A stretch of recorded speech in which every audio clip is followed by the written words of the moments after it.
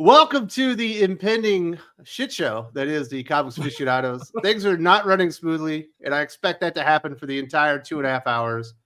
You've been warned, but we will have a very good time, and we'll have a nice, fun conversation about comic books. Of course, we'll talk about anything you guys want to talk about. Just hit us up in the comments section, and we're gonna have fun today. We got Weird Science Jim returning. Jim, are you the big news here? Oh my, what's that?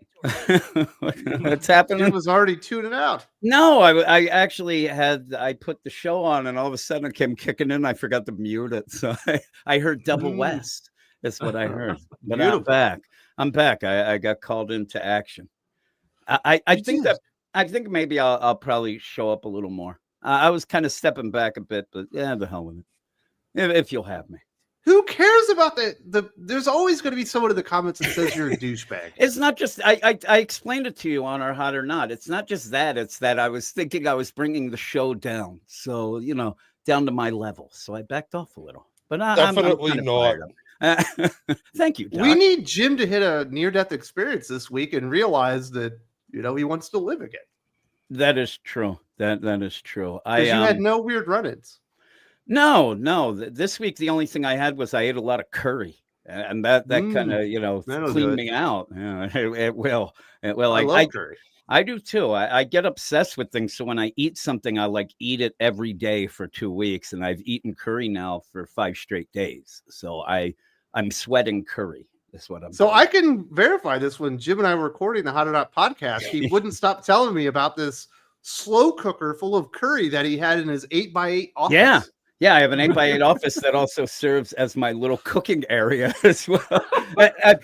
Speaking of which, I actually have a dog bed in here for the dog, but I might turn that into just my bed and just stay in here forever. I'll just be in here cooking things. Little 8x8 apartment. It is, yes. I'm in New York. I'm in Kramer's drawer. That is what I'm doing. Nice. But so it smells pretty good. Jim, we have a little bit of fun. We talk about your impending, run-in with death every week that you've had. But this isn't like a new thing. No. You were telling me some funny stories, and you knew this was going to come up. There's no way I can not share this with the family because this story is amazing. So Jim was in a band when he was in college in Morgantown, West Virginia, and he would always open up for big bands. And Foghat, Aaron Sparrow, almost killed Jim. Yep. I almost was killed by Foghat.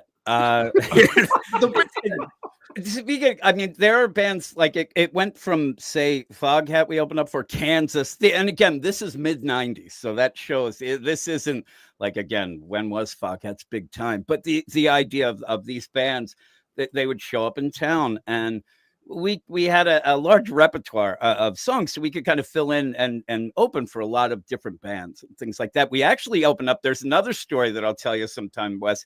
We opened up for Gwar, and we got goofy and dressed up and didn't realize that it was a non-costume show. So we were dressed up, they were not, and we felt like fools. And but Foghat, They were playing, and hey, do you want to, open up for them? So we're like, yeah. So we get there and we're setting up our stuff. And I don't know if it was a guy in the band or the manager. I think it was the manager, comes over and says, hey, what do you guys play? Can we see your set list? And, we're showing the things. And we only had to play for 45 minutes before. And the guy's really nice. And hey, we'll have a lot of fun. If you want autographs from the guys, I'm like, I don't really need that. But then the guy said, by the way, if you play Slow Ride, we will fucking kill you. And I was like, oh, and I thought he was laughing, joking. And I'm like, oh, yeah, we don't have that. That's not on the list. And he's like, no. If you play Slow Ride, we will kill you. And then pulled away his coat and showed us his gun. And we were like, what the fuck? So I'm like, holy shit, this guy's crazy. This guy is insane. So then we get going and we're going to open up, and this guy, and it was this bar that was owned by this guy who did mixed martial arts. So it was a bigger bar on the side. The guy through the whole show was doing roundhouse kicks on like a speed bag. So that was weird as well. But we're doing right when we start off, Abe, our bass player, is like, fuck this. And he's like, do, do, do, do, do, do. And I'm like, it's just bass. And next thing, the guitarist starts, and then the drummer, I'm like, what the fuck? And I'm putting my arms up. I'm like, no, and we're not doing this. And I look over at the guy, and I swear to God, the guy's like ready to fucking shoot us. And they stopped then. And then we went into the thing, and the guy came up later. I didn't even get the whole deal with Wes, but the guy came up later and he's like, you guys were about to be shot dead. I'm like, what the fuck? Like, that he would actually kill us. I'm like, you're really committed to this slow ride. Jesus Christ. I'm like, we never played slow ride, and we never did again, though. It would have been funny. But Abe, the guy who ended up starting the bass thing, he actually was a guy who was claimed at one point that he was a police. He lied all the time, but I found out later, I didn't even tell him. He had a gun too and was ready for a battle. So it was pretty crazy. But yeah, I even saw in the thing, we opened up for They Might Be Giants, Dead-Eye Dick, if you remember that band, that had that one hit deal. And Molly Hatchet, it was crazy. Like any band that rolled into town, they usually have us open up for them. We got to meet some people and stuff like that. Rusted Root, those guys stunk like shit. Oh my God, that's a Pittsburgh band too. For yes.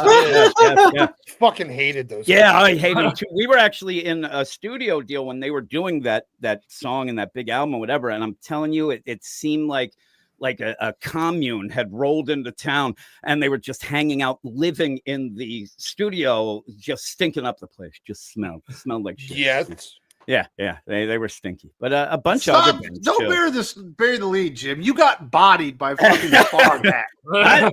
I'll admit too. I was not even Metallica or something cool. No, if it was Metallica, I'd be in awe. But the idea when we're doing this, also we did even see like, just in plain sight before the show where we were doing sound check and stuff like that, everybody in Foghat, allegedly, I should say on this, were just lining up lines of coke.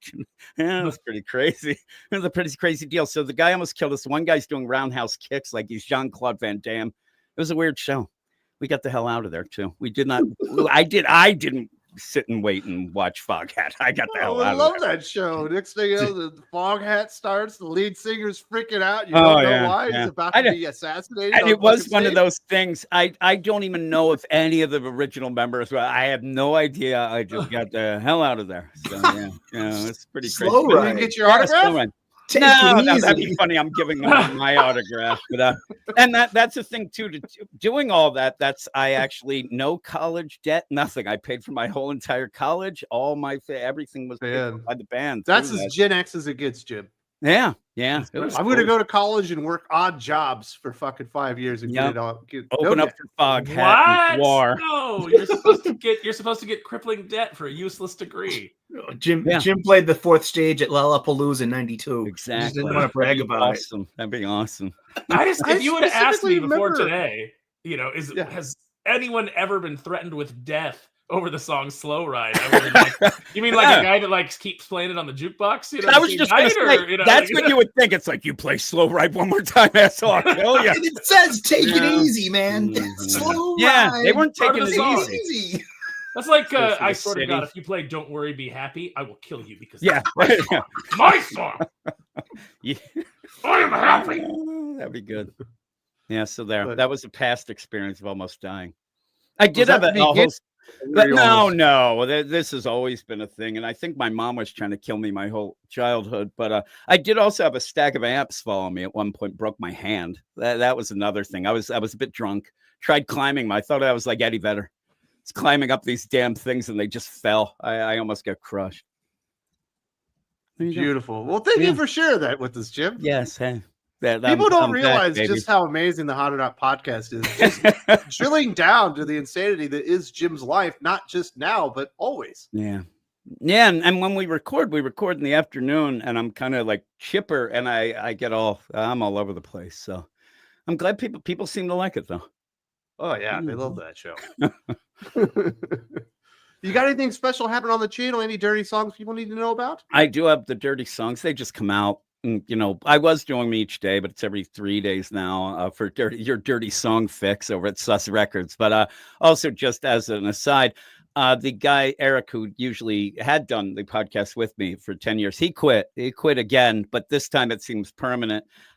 So the podcast will be in a bit of a changing bit of time. Creative team change is what it is. Sully will be doing some things. I'll get a bunch of people and a lot of the aficionados and a lot of people who I already do shows with as well to join in and kind of make it like a group effort. All right, so, Jim, I'm going to give you a spoiler.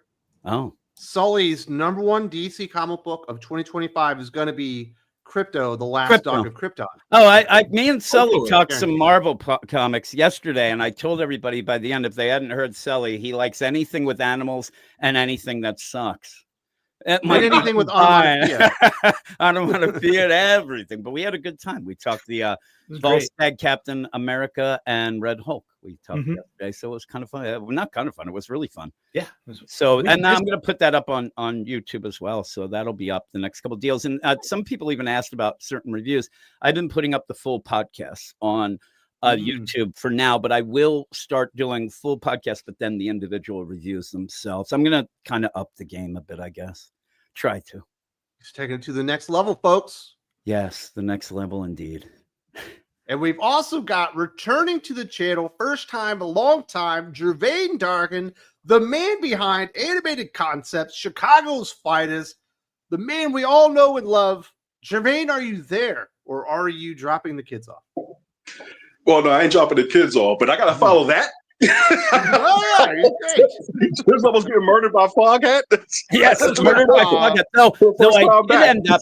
A guy tried to start a fight with me at a football game, Thanksgiving coming, and I was actually saved in the fight by 2 members of De La Soul.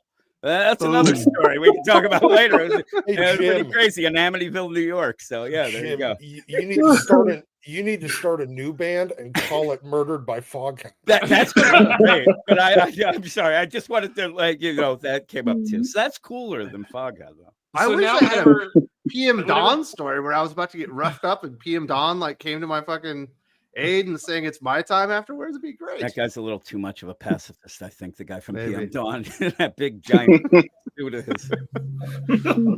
So, guys, now whenever Jim says anything that you don't like on social media, just send him the GIF of Dr. Forrester from Mystery Science Theater saying, "Oh, great, Frank, get Foghat on the phone." Oh man. So, Gervain, what's been going on, brother? Are you still in Chicago? Everything going well? Yeah, still in Chicago. Things are going well. Got some legal things to handle, so that's why I've been a little bit low on the radar. But other than that, everything is fine. I actually been hanging out for the last few months on the Mad Men with the Box podcast with talking all things Doctor Who with my good buddies Professor Pixel and the one good Australian in the world, Chris. So it's been fun. Occasionally Joe Corallo stops through, which is always a good time. But yeah, that's pretty much what's been occupying my time lately. And of course checking in on Thinking Critical every once in a while to see what you guys talking about. And as Sully knows, hanging out on the internet talking about G.I. Joe, Transformers, and whatever other things pop alongside the feed. So yeah, things have been good. This is the best time to be a G.I. Joe fan, Gervain. Yes. Not only do we have an awesome G.I. Joe like Energon book, we've got a Real American Hero that spiked back, but all the G.I. Joe classified toys are awesome versions of the stuff that we had as kids. Yes. All I'm asking for this Christmas is I want Quinn the Eskimo. That's what I want this year. Yeah. That's what I want. You said you were doing some illegal things? Yeah, so there's things Animated Concepts wise, I gotta get some entanglements taken care of, and so I'm looking forward that if things go well by the end of the year, I can kind of really full steam get back into that. So for everybody out there, I will take thoughts and prayers on that one, but it's sometimes life happens. Yeah. Absolutely, brother. Well, we'll be praying for you. I'll have the wife light a candle up at the church this weekend. I appreciate that. See if we can help out. Oh yeah, so most definitely. How's it going? You're still a man amongst women, right? You only have daughters? Yep, I only have daughters. So I am a girl dad, and the good thing about being a girl dad is that apparently there's a whole tribe of us. So we all comfort each other and console each other at times. The only thing was that. Oh yeah, I definitely got. We got my own clique. We got a clique at work, and I also have an online clique as well. So yeah, being a girl dad is different. It's like you can only kind of get them halfway in on the hobbies. That's about it. But at least I got one who's big on WWE, so I'm happy about that. And I'm good. I'm good to go. And yeah, so I'm good to go on that bit. Yep. I got one. You're excited for WrestleMania season? Yeah, man. Yeah, we actually for WrestleMania season, we actually were at the Royal Rumble because it was in Indianapolis. So we were actually there. So we were there for the first leg of the Cena retirement tour. It was a fun time. Yeah, very cool. It was a fun time. Yeah, it was good. I'll probably say it was probably the best Rumble I've seen in a while. And it's like, if in terms of the only downside to it was not getting to sing along to Orton's voices in my head since he wasn't there. But other than that, can't complain. Yeah, man, if I was going to go to a wrestling show, I'd want to go to WrestleMania. But if it was another one, it would be definitely Royal Rumble. Oh, absolutely. Yeah. Yeah. I ain't got WrestleMania money, but I happen to have some Royal Rumble. So that was a combination. I had to save up on that one. That was a combination birthday gift, Christmas gift for me and a girl. So it was well worth it. And it was, yeah. But yeah, it was fun. Yeah. But like I said, it being 3 hours away definitely helped. It definitely helped. Guys, for just pennies a day, you can send an aficionado to WrestleMania. Exactly. Please give generously. Gervais needs to go to Vegas and hit it up in the WrestleMania this year. Night 2. The Elimination Chamber is today. Oh, yeah, that's right. Oh, yeah? Yep. I'll be checking that one out tonight. Yep. Tonight. Yep. I was so excited when they said WWE was coming to Netflix. Not Netflix in the Philippines. Oh, really? You got to do your little, where's your sponsorship, Wes? Where you're like, hey, get a VPN. I'm Wes. And I like to watch stuff that's not I've had a bunch of those VPN guys reach out to me, but I've never responded to one. Was that a mistake? Yeah. Yes, get some money. I'm Wes, and I watch Korean soap operas and wrestling. I don't have a problem with Korean soap operas. I like Korean That's soap all over operas. the place here. Yeah, it is. It's pretty big here, too. Yeah. Jisoo's on a new show, by the way, just to shout out everyone. Blackpink. So very good to hear from Gervais. Glad he's back. We've also got Aaron Sparrow. How you doing, Aaron? I'm doing great. Doc and I have been pissing everybody off on X, so it's been delightful. I got into an argument with pervasive idiot Keith Olbermann yesterday on Twitter. It's pretty great. That guy's probably just making money on like clickbait stuff. I think that's all he's got anymore. But yeah, he tried to he said something, I made fun of it, and then he tried to come back with a comeback, and then I just shut him down immediately. I haven't checked to see if he's responded again. Yeah, oh yeah, he tried to say like he didn't address anything I said, of course. He tried to make it like a personal thing.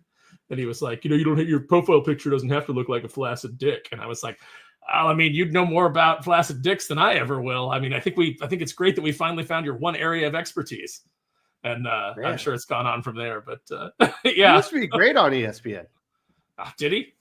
You can always tell that. It's like, first of all, you're going to go and you're going to attack somebody's looks. You maybe shouldn't look like Rachel Maddow's scrotum. Maybe that's, a bad place to be operating from, Keith Olbermann. But does Rachel Maddow have a scrotum? I mean, probably. All right, Sparrow, let's see the shirt. Someone's asking about your geek shirt this week. Oh, it's let's see. It's Godzilla. Boom. Well, it's beautiful. I love how he was like, am I going to move the camera down or am I going to move up?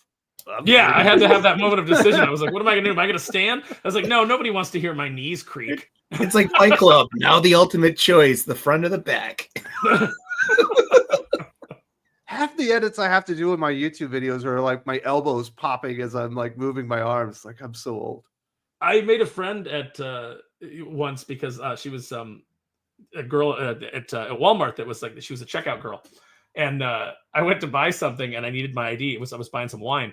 And she goes, I just need to see your ID. And when I got it out, I dropped it and I knelt down to pick it up. And when I came back up, she goes, no, that's okay. Your knees told me everything I need to know. That's like the sound your knees made because they cracked when I stood up. And I was like, oh. But yeah, we're friends now. Oh, very good. You got any big appearances? You going to be on World Class Bullshitters Tuesday? I think this is a pop by culture week because last week they did the comic book review and there's plenty going on in pop culture right now to talk about. So I'll probably be doing that, and then maybe WCBS the next week. How long did it take for those Kathleen Kennedy things to come out as lies? That's why we didn't believe it on the Geek Fix. So I'm not going to make a fucking video about that. Yeah, no, it was immediately. It was like, anytime she needs some PR, it seems like, or anytime somebody wants to get her out, it seems like there's a leaked story. But then she gets to do the circuit and gets to be in the public spotlight again and talk about, haha, I'm not leaving. I'm still here to destroy everything you love. It doesn't matter anyway. It's like I said, it's basically the pipe bomb. Even if she does leave, she's just going to leave it to Filoni and his idiot family. Well, what's more distressing is fucking Rev Sully going out there like waxing poetic about what Kathleen Kennedy means to pop fucking culture because she got somebody coffee.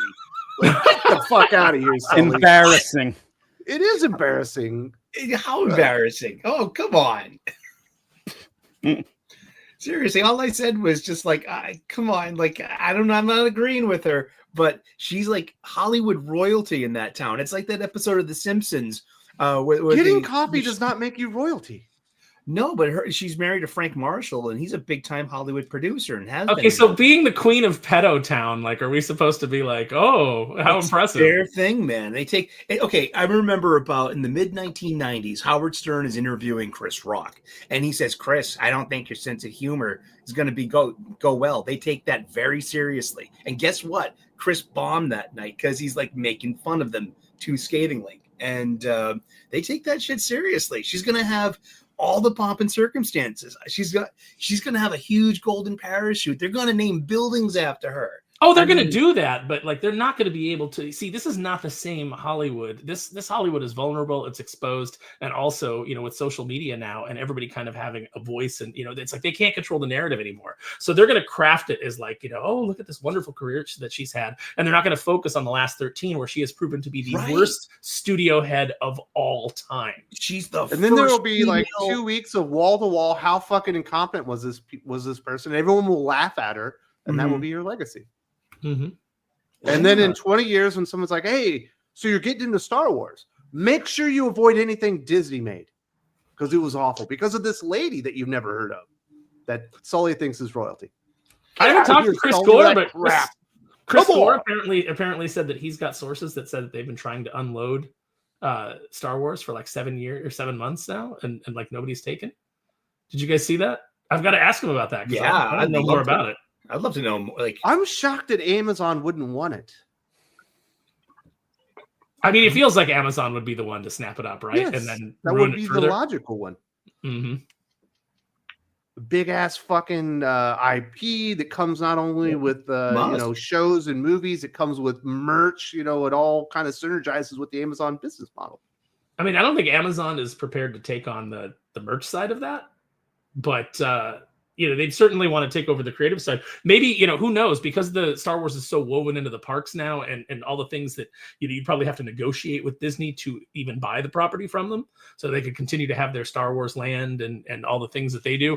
It's probably a nightmare of negotiation and of deal making. And maybe that's why nobody's touching it, because it's like, no, it's just such a labyrinth. It's not even worth it. Yeah, but Amazon's one of the few cash friendly businesses that could do it with really without even financing, and they just buy it. Them and Apple, right? Yeah. Apple could at least have Elon Musk. Fucking Apple TV. Elon Musk is not that cash heavy. Why not? He's have just worth X's a lot. first IP property, X-Wing fighters. Get it? X. Well, he could have bought it, but then he had that 13th kid come along, and it's like, oh, gotta tighten the belt, man. Be fruitful and multiply. Holy shit. Gee, man, that guy's child support payments. I'm gonna have to lay off the Star Wars. Guy's spreading more seed than Johnny Appleseed, if you know. Who tried to kill Jim? Yes. I have 5 kids, so I know how it is. How many of them? Man, I wish I had started having kids earlier. I would have loved to have 5 kids, Jim. I'm very jealous of you. 5 boys is awesome. Don't be jealous. 5 boys. Me and Gervaina, you got to get together and like swap or something. I need my wife wanted a girl. We kept going, and then at the end, our last son, he probably hears this. He was a big mistake. But the idea is we were worried then because she got pregnant. And then for the 5th kid, if it was a girl, it would have we would have been in big trouble then because we had no way to set that up in the house. So luckily it was a boy. Logan. Don't listen to Jim, kids. None of you are mistakes. Exactly. You're all bundles of joy that I he's say playing that for because at now every stage of life. this week he's going to have to prove his love now to me. Is what I Right. do. I set it up like a fight club. Is what we do here.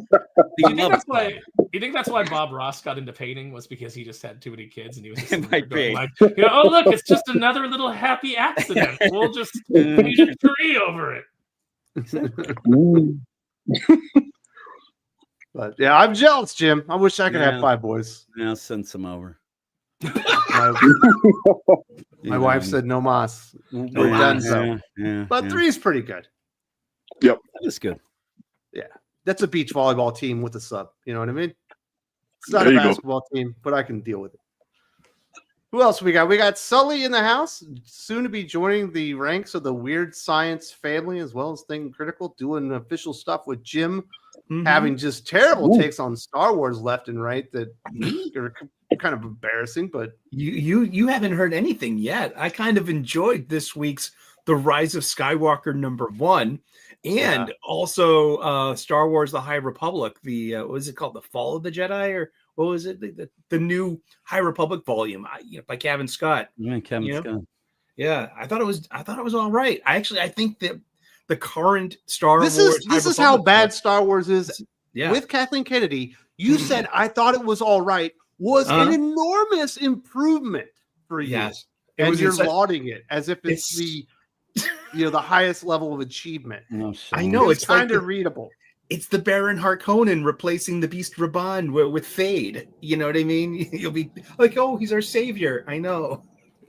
That's a Dune reference for you kids out there in TV land. Sully, I had a comic book, a Star Wars comic book podcast that was one of the most popular podcasts that I did, and I got rid of it because the books suck so bad. That's how bad they are, and here you are to say they're good. No, they are. They do suck. You're an affront to God. I am saying that Star Wars: The High Republic is the best Star Wars book that Marvel has, and what are the 8-10 Star Wars books they publish a month? Star Wars High Republic. I read them all. I'm rooting for Star Wars. High Republic, the one with the Rock? Yeah, and all the woke stuff. It's the gay one. Yeah. Yeah, exactly. Okay. But they don't. Yeah, the Rock Jedi. But that was 3 years ago when they just pushed this initiative. Now it's kind of normalized into kind of typical Star Wars fare. And I'm like, oh, well, that lightsabers. Kind of ruined the brand. I also hope they can't sell it. Doc said that I hope people think Dwayne Johnson's in Star Wars. No, but I thought so. It took me a second. Exactly. Like, oh wait. Is Doc doing a bit? No, he's actually talking about the actual Rock that they tried to. a Rock. Yes, hey, giant diversity fucking rock. Well, I'm glad, Sully, that you're the one person enjoying diversity in dinosaurs. Yes. It's great. I mean, we had Transdoshans before we had any of this foolishness. Only now they're Transdoshans. Oh my goodness. Waka waka. If you want some decent Star Wars, it's relatively modern. Michael Moriarty does some issues for Dark Horse on their all ages books. They aren't bad. They're actually pretty good. And there was a one shot recently that 2/3 of it was pretty good with Jason Aaron, Charles Soule, and Kieran Gillen. But unfortunately, it was a one shot. But Sully, you've lost your mind. But you're Jim's problem now. That's all I'm saying. Cut it out. He's everybody's problem. The world's problem. You got any big videos or things that you need to pimp out? I'm trying to grow my channel a little more. I'm hoping to break 2,000 subscribers by the end of this calendar year. So if you're in the mood for some great content with some positivity, some spirituality, some good cooking, I'm a professional chef. I got a playlist for that. Come on by and subscribe. We also talk comic books and pop culture. Very nice. Last but not least, Doc, you and I were supposed to record the Unfiltered show, but you're not feeling well. You slept in. Are you going to be all right? I kind of feel like crap. Yeah. So you're going to bounce on us, aren't you? I might. Yeah, he's going to. Well, get your shit in before you bounce, Doc. What's going on? You all right? No, I kind of feel like shit, as I said. No, I'm going to be, sorry I wasn't able to do, I won't be doing worst of the week this week because I feel like crap. Yeah, I think Fantastic 429 gave you comic AIDS or something. Oh Jesus! I think it did. Yeah, it got you sick. It got you literally sick. Yeah. Brian North is a plague. I've been saying it for a while. apparently you can get it through reading his comics too. Yeah. So we do hope you feel better. Feel no obligation to stick around, Doc. I'm sorry that you're not doing well, and we'll light a candle for you too. I'll have the wife light up a couple candles down at the cathedral this week. Well, thank you. All right. Well, let's hear for some peoples. We've got some shout outs. We got some new backers on Thinking Critical Patreon. I do want to say thank you very much to everybody for supporting us there. If you want to support us on Thinking Critical Patreon, you get awesome podcasts. You get a superhero name, you get a city protect, and you get to be a part of the family. And that's the best part. So thank you very much to Michael Dool, aka Viper Strike, the protector of Venom Reach. Welcome to the family. We've also got Pleb Montaigne, the royalist, sovereign of the triangle, and defender of the faith, returning to Think Critical Patreon. Welcome back, sir. And finally, welcome to the family to Daryl Newsom, aka Frostbinder, the protector of Nordheim, going Norse mythology on that one. And I hope you guys are enjoying everything. If you need anything, reach out to me. And if you're interested in supporting Think Critical Patreon, there is a link in the video description, along with everybody else's like YouTube channels and stuff like that, which is very, very cool. But we do have a few things going on. And we got Jagrid too, as Marvel became the House of Y. We see every month solicits to stories and series. We go why. Evil Gwen Stacy, for example.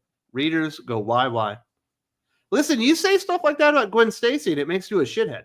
I'm just putting that out there. People don't want to hear that. The Gwen Stacy idea was actually good, right? Right, Aaron? Which one? Bringing her back and making her Gwenpool? Yes. Yeah, that's gonna put butts in seats. That's gonna be great. Let's do a Marvel return that nobody wants to see. Why headlines though, don't they? I mean, they definitely get attention, but they just don't get sales off of it. I mean, how much attention did New Warriors get? And they were never even able to release that. Apparently, you can get attention by throwing like a video of a guy getting fisted in the ass on a parade, but is it the right attention, Aaron? That's the question. No, that's not the right attention. I mean, if that's the attention you're looking for, then maybe. But definitely going to get some. You're definitely going to get some DMs if you're posting that kind of content. But my goodness. Dion says, did you see the black-white preview of Batman 158? Joker, Silence, and Talia appeared in it. Looks like a light 3 out of 10 for me. I've not seen the full preview. I've seen what they put out there, but I'm excited. I'm going into this with an open mind. Gervain, are you excited for? No. Okay, hit this. I just want to before Gervain, I read the full issue. It's good. It's good. It's better than a 3 out of 10. Yeah, it's way better than a 3 out of 10. 4 out of 10. No, I don't know what I better than Absolute Flash. No, that's actually really good. Did you read that yet? I forgot to send it to you, didn't I? Yes, I read it after you forgot to send it. I liked it. I liked it. Yeah, you read it after I forgot to send it to you. But no, I think it's going to be, people like it. So you're giving it the Jim stamp of approval. Yep. Yeah. Is there any onomatopoeia? Yeah, I believe there is. So Sully's in, and there might even be some animals. Talking sharks. Pow. Gervain, are you ready to come back for Batman Hush 2? Is Jim Lee illustrating enough for you, dude? Hell no. I'm not. I sell Batman books. I don't read them. I am not. You're off the Batman train? Oh, yeah. I've been off the Batman train, the Spider-Man train, the X-Men train, the Avengers train. Oh, man. The only thing I think I actually read from DC on the regular now is pretty much, it was World's Finest, and now it's Justice League Unlimited. But except for the facsimile editions, maybe from Marvel, I'm good. Yeah, I'm good. I'm Mad Cave, Power Rangers on Boom, Dynamite dropping some stuff here and there, but I haven't been like big two for a minute. Yeah, they lost me. Are you reading Space Ghost? That's the big question. Oh, absolutely. Now, Space Ghost is great. If you haven't been reading Space Ghost, oh yeah, you're missing out. Yeah, the whole Flash Gordon's another good one. Even the Gotchaman's a good one. Arc could be a little bit better on the Gotchaman, but yeah, Gotchaman's a good one. Flash Gordon's been good. Defenders of the Earth, art's a little weak, but it's starting to pick up some steam. But it's like, yeah, I think I've pretty much been a nostalgia cat, Energon universe for at least the last year or so, if not 2. But like Marvel and DC, it's like And good luck with that. It's like I can only do so Johnny much. Quest? Johnny Quest. I've got Johnny Quest. Yep, that's on the pull list. You're in for Space Quest too, then. I'm a little leery of that one, but I will at least try the first issue. I'm just a little bit leery of that one, but I'll try the first issue. Do you still have your $4.99 rule? Anything $4.99 above is off Well, limits? I found a workaround the $4.99 rule, which is since I get the pull list, that I get the discount. They're all coming in around $4.05, so I'm still holding up the torch on that one. But I don't want to see you break the rules. I ain't breaking the rules. That'll be it.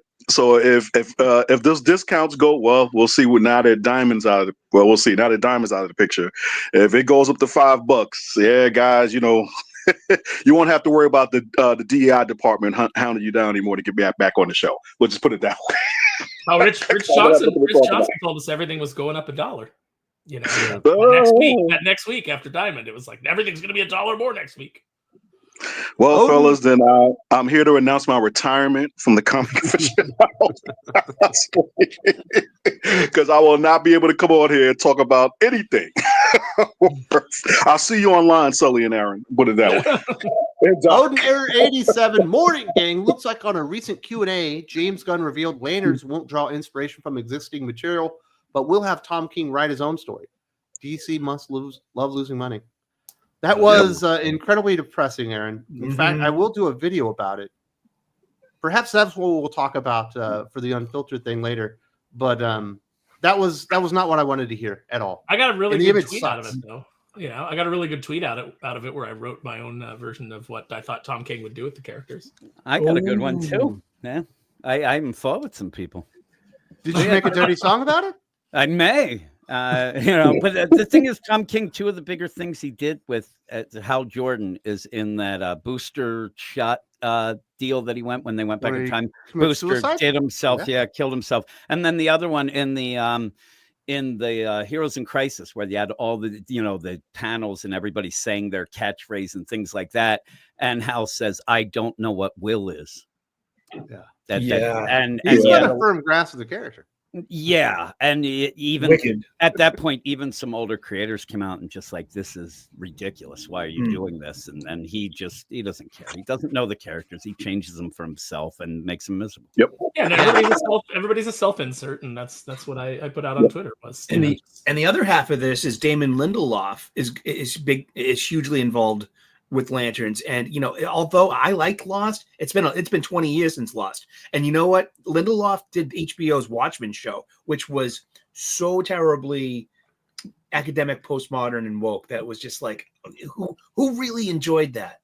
Well, it had so much white guilt in it, and I just saw that image from Lanterns, and I was Tom King. They're going to destroy Hal, and Lindelof's going to pour all of his white guilt into John. And so they're gonna make us dislike John. They're gonna destroy Hal. I can already see it coming. Like you could have had a great rookie cop story. You could have done the story of Hal Jordan being a rookie and working with Sinestro, and and then eventually have Sinestro's turn and show how Hal becomes the greatest of Green Lanterns. But we can't have that. So instead, I think what we're gonna get is a subverted expectation of that story where Hal's gonna end up becoming Parallax, and it'll be John that saves the day, and Hal's terrible. And that's probably what we'll get. But we're definitely going to get characters that are depressed and that have PTSD and are upset about the war crimes that they committed. And John has blown up a planet, so he'll be just bitching and moaning and crying about that. No, he won't have done that because he'll be the soulful saint because this is a Damon Lindelof project. So Hal will be in the middle of a lawsuit. Carol's suing him for abuse. There'll be some crazy shit. The kid will die. They'll punch a dog. One-shotting kids in the head. Because you gotta have some kids die. Kids will die right away. They'll go to save somebody, and a kid will die, and then Carol Ferris she'll have to eat a rat. So you can get that fetish in there. And at the end of the day, they won't allow John to do anything interesting because these white liberal progressives are terrified of letting black characters have any kind of edge or any kind of failings or any kind of struggle. It's like they just have to be perfect saints all along. Yeah. It's bullshit, Gervain. They're in the 80s and 90s. The coolest people in the world were black folks. They won't let you guys be cool no more. What happened? Well, you all know what happened. You saw it.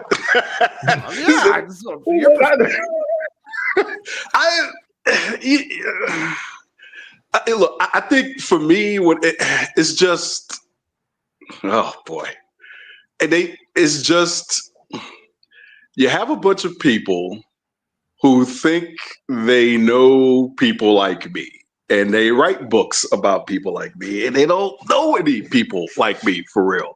And it's just this, I have to go with Aaron on this one. It's just been this really white, liberal, progressive push in all areas of life that has bled into entertainment to the point where it's just like, no, because I can't make heads or tails of it. At this point, I can't make heads or tails of it. It's just like, guys, just tell a good story. If you tell a good story, that's what people are going to respond to. And I don't need all the virtual signaling. I don't need all of the telling me how to live my life. I don't need the, I guess I have to say on some level, race-splaining that goes on, a lot of things like that.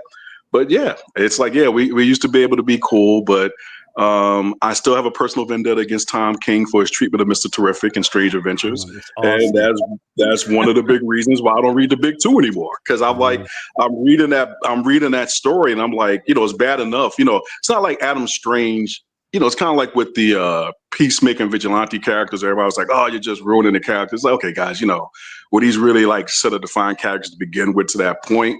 But even like someone like Adam Strange, it's like, bro, you can see like, oh, he's a war criminal coming from like a mile away. But then to take the extra step and make Mr. Terrific basically be somebody who he basically applied, calculated his wife's very extravagant and intricate abortion. It's just like, no, I'm good. You know what it is? It's So go for it, Aaron.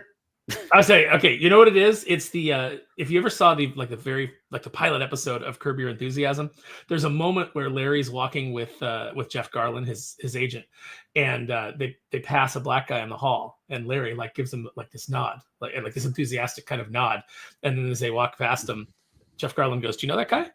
And he's like, "No," and he's like, "Well, you just nodded at him," and Larry goes, "I nod at black people." And Jeff Garlin goes, Exactly. Jeff Garlin goes, "Why?" And Larry goes, I just want to communicate to them that I'm not one of the bad ones. Yes. And that's what all of this is in Hollywood. It's like, if we strip out any kind of interesting foibles or anything from the black characters, if we make them as toothless and just as perfect as possible, then they'll know that we're one of the good ones. And it's just so performative, and it's so silly, and it's like, just let characters be characters. Let black characters be cool again. That's what we need. That's what we need shirts of. Let black characters be cool again.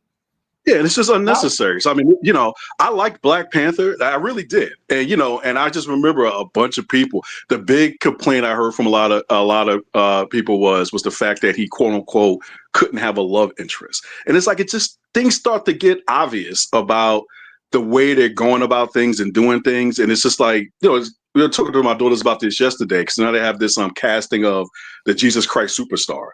So, being a Christian, don't get me wrong, it's not like with Jesus Christ Superstar, it's like that and along with Joseph Amazing Technicolor Dreamcoat aren't bordering on the sacrilegious. But it's the fact that it just feels like they're just basically daring you to say something. It's just like it's just rubbing your face in it. It's just like, yeah, bro, I'm just not taking the bait no more. It's like I know how to not spend money on your bootleg product, but it's just like, come on, really? It's like, no. When you cast her as Muhammad in a Muslim play, then I'll be like, oh, you're really stunning. My 15-year-old teenage daughter said the exact same thing. Mm-hmm. That's Gal coming says, soon. Sometimes I wonder if Kathleen Kennedy is among the many reasons why young boys and men don't have role models and aren't dating, because of the slow rise of them dating AI girlfriends. There are AI girlfriends out there? I don't think Kathleen Kennedy is the reason. No. I didn't get my dating thing on Luke Skywalker. I'm not kissing my sister or anything like that. Yeah. I don't even have a sister, but maybe if I did, it'd be a different story. But I heard you kissed the sister of one of the members of Foghat. One of the guys from Foghat. They were fine with that. They paid me. I think the overwhelming push to dehumanize men and anything masculine is probably why that happened. Yeah. And then when we paid other governments to also implement those things, through all this stuff that we've been finding out through the past few weeks is probably why that's happening all over the world. And every American girl wants to be an OnlyFans model now. So an OnlyFans model, which is the term that has replaced prostitute. But it's just, no wonder like men are checking out. Japanese men too. You see it in Japan. That's going on. There's just been a huge push to, when the agenda is depopulation, and there's a lot of money going behind that and putting things into play to push that agenda. That's what you're going to see. But I don't think Kathleen Kennedy has any real part in that. No. I mean, I could be wrong. We can get a Doge report next week about how much money Lucasfilm got to push. Dion says, Doc, can you beat up and rob the Fatso James Tynan for me? Only in Minecraft. Do you play Minecraft? No. Well, The only person I know that can do that is my oldest son. He loves Minecraft. Shush! Answer question. Sure. There you go. What did James Tynan do? Calb says, Kennedy hires groomers to write High Republic, but I hope we'll get a documentary of her legacy of failure, misandry, and apathy. We'll definitely get a documentary eventually. Hmm. Do you like that, Sully, that you're supporting groomers by supporting the High Republic and recommending it here on the channel? I don't know. That as Are you groomer adjacent? Is that what I'm hearing? I thought I was Fandom Menace adjacent because I'm Fandom Menace. You're confusing. No, I know. I don't know. Kevin Scott is a groomer. You have to take that up. I don't know about Kevin Scott. Let's not Exactly. throw official names on stuff. Okay, but then I have no idea what he's talking about. Yeah. Well, I mean, I'll Leslie. take your word I for it. think it's the Leslie Headland thing. It's the fact that she worked for Harvey Weinstein gleefully. Oh, that thing. Yeah. See, I already memory hold that. I forgot that even Cal happened. Naka is in the Leslie Headland show, and Cal Naka's part of the High Knocker is Republic. in that book, yeah. Matt Fisher, good morning, Weird Science Jim and the rest. What the fuck is that? Damn right. Finally, You're- somebody. You're the headliner? Represent. On my channel? Damn Well, right, as bad not as ASM is, should we have them? Should they have moved the X-Men into the flagship role? X-Men sucks too. Yeah, X-Men's awful. It's worse than Krakoa. X-Men is worse because of the output is so much higher than ASM related books. Yeah. Yeah, it's like the difference between shit and then just not being able to stop shitting. Yeah. I wish I could say I liked all the Ultimate stuff. I'd say move that in, but I don't like all that either. I don't even know what they're doing. Back in the 90s, they almost. In fact, actually, if you look at some of the Spider-Man, it would say like the non-mutant superhero. They also they gave X-Men the world's greatest comic magazine banner, like above the masthead the Fantastic Four used to have. They started swapping a lot of that shit around. Hell, we almost lost the Batman index to the X-Men index. Yeah. And apparently I've lost my channel to Jim. Damn right. Are you telling people that you're like the Aficionados is your channel or your show? Maybe. I don't know. I don't know what I say. You should come and check out my show. It's hey, I'll be on my show featuring Wes and Aaron. No, I did tell somebody this morning. I feel like this is a soft coup. I did say this morning, well, I might start an uprising. No, I did tell somebody this morning that I'd be on the show, but didn't say it was my show yet. Tommy reviews. Hell, Aficionados. I haven't been reading much, but I did get We 3, Dawn Runner, and Canto Volume 1. My son turned 6 months, so I've been buying kids' books. Also back Transformers Victories, Leo Kaiser from HasLab. Well, congratulations. 6 months is absolutely awesome. I'm very, very happy for it. If you're looking for awesome comic books for like little kids, DC has a set of books called like Tiny Titans, I believe. Tiny Titans. Back to the Treehouse is a really big one. That's really good. Yeah, those are really fun, and those It's are like tough. little kid versions. Yeah, It's well, true. but good. And then there's also like a Superman of Smallville that I would definitely recommend, and I like Canto a lot, and I think you're going to enjoy that one. And Dawn Runner probably not good for the kid. I think one you got other that one. for you. Heroes in Crisis and Strange Adventures. Definitely get that for the kid. I'd love it for the kids. Heroes in Crisis. Whatever you do, Sully, do not recommend fucking Jeff the Land Shark to a child. I was waiting for it. No, I'll suggest Alligator Loki instead. How's that? So, Sparrow, did you get the Transformers Victory's Leiocaster? I can't be part of this show anymore. There's just too much Jeff the Land Shark, too much Alligator Loki. I can't do it. I don't know what we're doing here anymore. I'm trying to get to Transformers. You're the fucking toy expert. He brings it up. Is that a good deal? What's going on here? It is a good deal. It's a cool one. I didn't order it just because I'm not that into Transformers. I don't know who that is. I don't know all the other lines that like they did in. I'm a Generation 1 guy with a little bit of. Then skipped Beast Wars. Didn't watch Beast Wars, so I know like nothing about Beast Wars. And then it wasn't until it started coming back in the toy lines after Beast Wars that I started picking it up again. So what if it was a G.I. Joe USS Victory or whatever, you would get Flag, USS Flag. Yeah. Sorry, I knew I said it wrong immediately. Credit where it's due. If it was a G.I. Joe HasLab, I'd be all over it. But I gotta save my money. They're launching Baratheer from Mythic Legions this month. It's an enormous dragon the size of your table. Yeah, it's it's 5 feet long. From tail to head, it's this. If you turn Galactus on his side and you set the dragon on him, they're the same height. Bam. Well, congratulations to Tommy. I'm very, very happy for you. Trust me, being a dad is the best thing ever, and it only gets better as the boys get older. Unless you're Jim. Yeah. Doesn't get better. Well, when you wake up in the morning, once you start hearing cats in the cradle every morning in your head, you know shit's gone wrong, and you wish for when they were little. So have fun when they're little. Shit gets wrong later. Can we do a comic like The Adventures of Jim, where it's like for the rest of his life he must run from Foghat? Just a man on the run story. That's the thing. I'm running very slow. Who did this? Wait, who did this? He develops a friendship with a young boy. What's that? Sorry, there was a song called "Man on the Run." Paul McCartney. Band on the Run. There's Band on the Run, but we could change it. That'd be a good parody. Start with a little Foghat, go into that. Well, yeah, Jim is a protagonist, and then he befriends a little boy, and he realizes that the boy sees him as a father, and immediately vacates and exits and goes on the run. Exactly. I will tell you what kind of.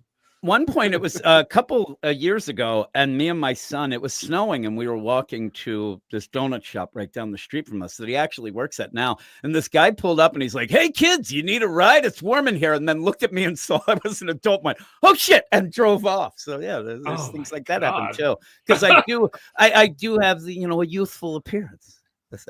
Then I did, but the guy almost died. And my kid's like, "That's a nice almost guy." Got kidnapped by and he's like, "That guy's a real nice guy." And I'm trying to teach him a lesson. I'm like, "No, that's not a nice guy." "Why, Dad?" I'm like, "Never mind. Let's just get going." I don't want to tell you what he wanted to do, but he was no good. He was pretty young. Yeah, he was no good at all. I bet you that guy had candy. I saw that guy before I rode in this van. No. Then I got really sleepy. When I woke up, my butt hurt. Yes. No, and a quarter on it.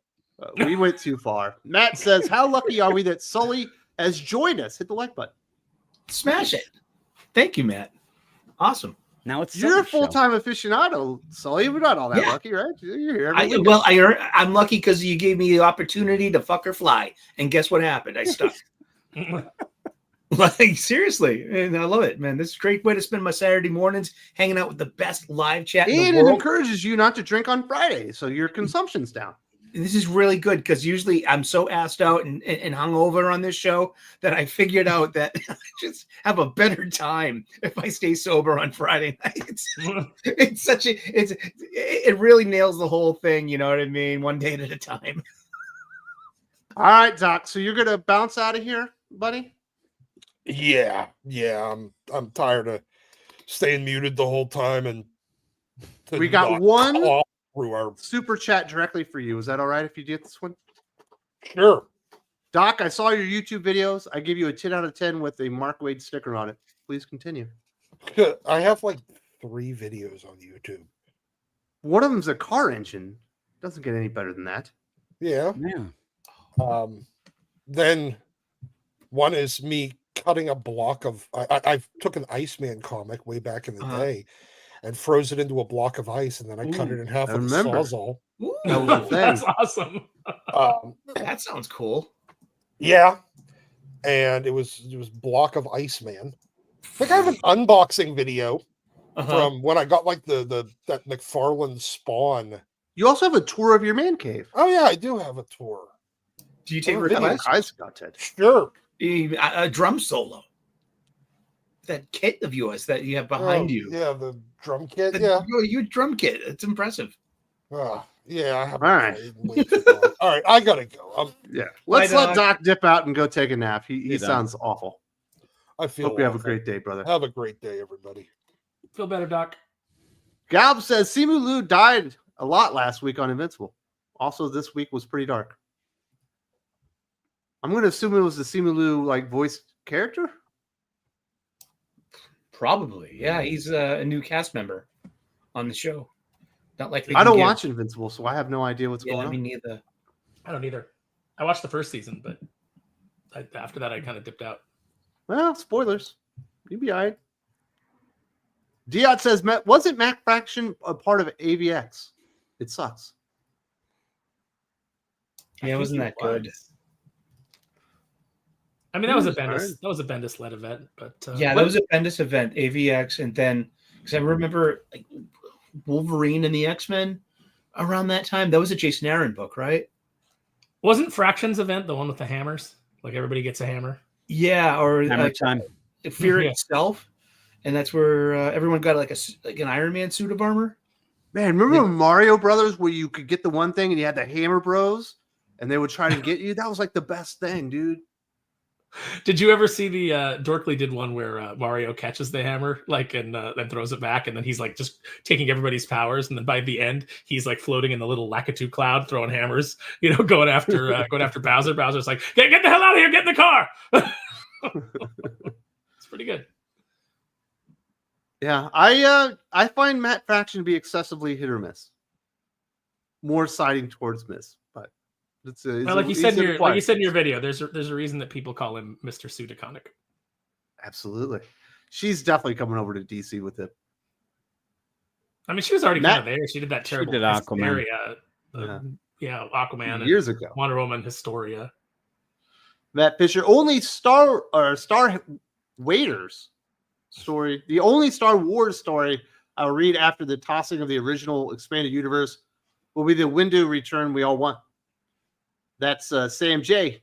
No way a fallout of a 150-story building took him out.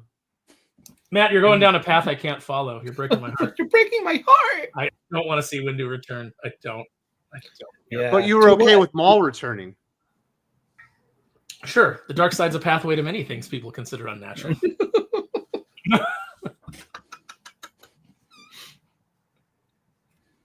Yeah, I mean, he'd just end up being in a Disney story. How's that? I mean, like, would you want to do that to any of your friends, especially our imaginary friends?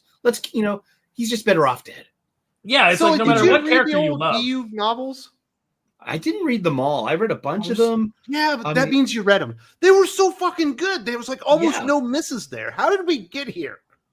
There were a couple of misses, like the courtship of Princess Leia, and then Han finds out he's like some kind of Corellian king descendant, and they all laugh at him because he had to be some kind of royalty. That was fun.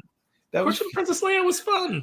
C-3PO composes a wedding song. Terrible. Man. Yeah, don't listen to C-3PO Sully. composes a wedding Don't song. listen to Sully. Like I will never lie to you. You're losing me. I thought we were bonding on a level. There was no Thrawn trilogy. That was excellent. The Thrawn trilogy was up there. All the Mandalorian stuff. Dark Empire 1 was so. I love that. Oh, see, I did not like Dark Empire. Oh, you like the mind's I like the Cam Kennedy artwork. Yeah, but I didn't like the story. I didn't like bringing the Emperor back as a clone. I didn't like the whole, like turning Luke having Luke, kind of fall to the dark side to learn about it was kind of interesting. But I just, I think Dark Empire benefits from people being starved for Star Wars and they were just glad to get anything. But I don't think that it holds up overall. And I think that the Thrawn trilogy is far superior. It is far superior. Are we going sus fucking Aaron now? Like, what is wrong with my world? Dark Empire looks great. Dark Empire looks great. It does not hold up. We were just glad to get new Star Wars. And you're sus, and you're sus, and you're sus. Listen, dude, I might not be the world's biggest Watchmen fan, but I understand and I can recognize that it was very well done. You don't have to like the story to recognize that it's pretty fucking good. It's well done. I'll give it that. It's well executed. It's just not a story that I enjoyed, and it didn't feel like a Star Wars story to me. The Jedis and the Sith and the lightsabers didn't do it for you? No, it just kind of felt like, this is a version of kissing your Star Wars, sister, but it didn't feel. I just didn't feel, like, look, the Thrawn trilogy.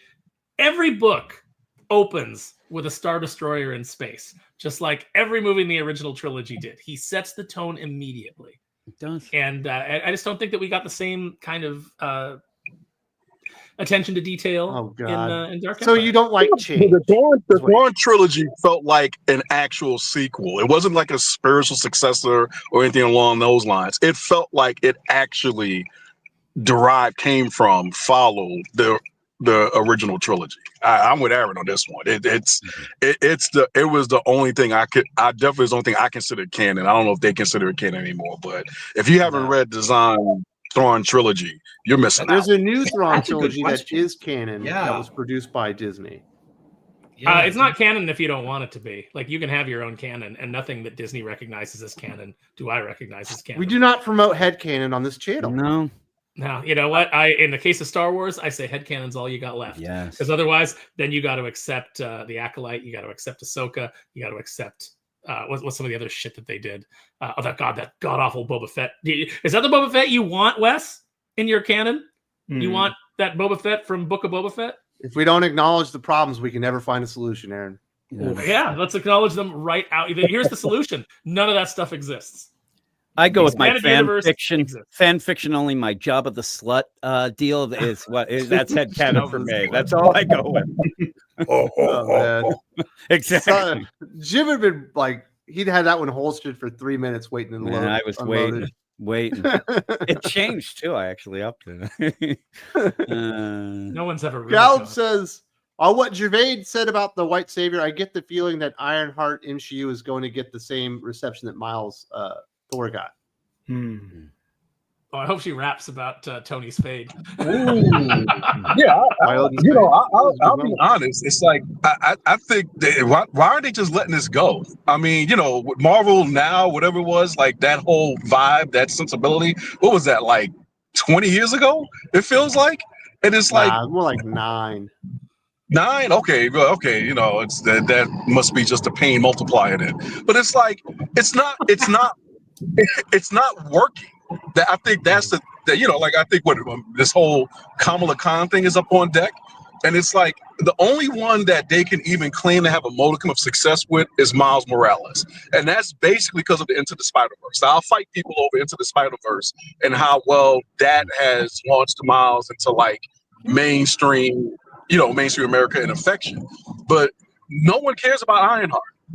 I took my family to see Wakanda Forever.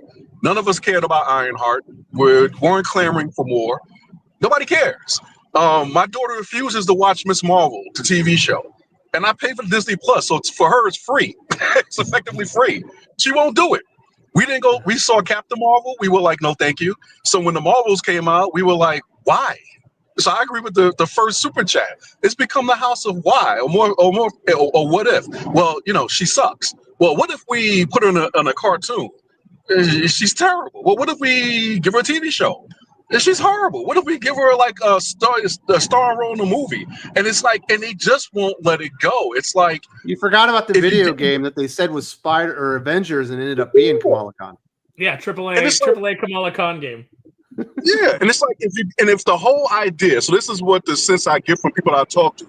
The whole idea is somebody way up top says, look, we need to break into the Muslim market or whatever it is. You see what WWE is doing over with the Crown Jewel thing? We need Crown Jewel money. The thing is, whatever it is that you're doing, it's not working. So you can stop and just start over again. The reason that WWE does the Crown Jewel stuff is because Saudi Arabia pays them to come there. Exactly. And see, and the fact that nobody's willing to pay for your Kamala Khan initiative should tell you something. If the Crown Prince of Saudi wants to pay for a Kamala Khan book, I mean, I say go for it, but they haven't done that. I wish there were a crown prince of somewhere that was just like, hey, I really loved your Darkwing Duck run with James Silvani and Sparrow. Why don't I just pay you to make comics for me? Like, they don't even have to be official. Just every month I'm going to pay you to make a new comic. I'd be like, well, now the USAID is out of action. It's like, give it up already. New plans. Plan D at this point. Federico De La Casa from Italy says, just watched a Perch video about Panini Publishing here in Italy and the European Union, who raised Marvel DC Comics to €4 for a 24-page book. They're making the same mistakes in the US, and I just canceled my subs. Wow. That sucks. I like Paninis. What about digital? Federico, maybe invest in digital, and the Marvel, in the DC apps then. It's just as well. I guess you get the subscription, but you don't get the new comic books for 90 days. Don't get that older subscription by mistake. It's pricey. Oh, this is a great segue. This is what happened, Aaron. Jim got a promo on the DC app. He got the app, the Ultra app, for a very good price for a year, and then he thought about canceling his subscription, which was automatically going to be renewed for 365 days straight. Every day. And then he couldn't believe it when they actually charged him. I mean, it sneaks up on you after. I was saying it really stuck up on me. I mean, like a ninja. You know what I do is I'll go in and then because on the iPhone you can go in and it's like you have recurring subscriptions. Mm-hmm. So if you subscribe through Apple, the day that you subscribe, I go in and I shut it off. Like, I don't want this anymore. Oh, I was going to do that. And I didn't. And I kept saying, I'll do it today. And I'm like, hey. Jim is Homer going to the mall to see Mr. T. I kept saying, I'll do it a little later. I'll do it later. They said, maybe. It's like when I asked the man if he'd ever come back, he said he didn't know. He didn't know. That's exactly it. Every day. It's so good because it's when I asked the man, and you're like, that could be anybody. That was so good. His biggest regret. Dion says, did you read the current Batgirl run? Oh, wait, no one gives a shit about Cassandra Cain. Many poor trees died for that irrelevant series. So, Jim, you and I are reading Batgirl from Kate Bromble and Takeshi Iwasawa. Yeah. I probably said that wrong. Maybe. The first couple of issues were kind of interesting, but it's kind of devolved into her and Lady Shiva just sitting around and talking to each other about how much they don't like each other and they're misunderstood. And I think, I don't know where Dion lives, but somebody go give him a hug. He's very upset about things. But Batgirl, the book isn't great. And it's really base, not base, but it's really just basic bitch story. Hey, Shiva and Cassandra. Doesn't mean Cassandra's bad, because Cassandra's not. She's badass. I like Cassandra a lot. And I was hoping this book might give a little more than it is. But one of the things that I was worried, Tate Brommel right away started with this, you want to have her read the, the things going on and the, what's it called, body language, but it gets ridiculous where she's like scratching, smells, like these random things being yelled out in this deal. And it's a slog right now. So, and supposedly it was just going to be a 6-issue mini that they didn't say right away, and that if it was supported enough, they would continue.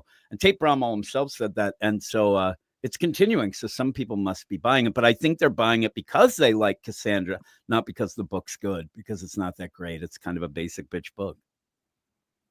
But it's not worth avoiding if you're really interested in Cassandra. No, if you like Cassandra, it's fine. But I hope they up it. And maybe after this first arc, you'll needs more action. They're on a train and just like walking around. So it's weird. Can you imagine how different the Cassandra book would be if it was Chuck Dixon writing the Cassandra book? Like how much more action you'd be getting, how much more interested you would be.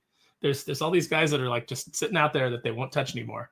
I mean, they probably can't even afford Chuck at this point with the rates that these companies are paying. But it'd be nice to see some of those guys still working on these characters because they just told so much better stories.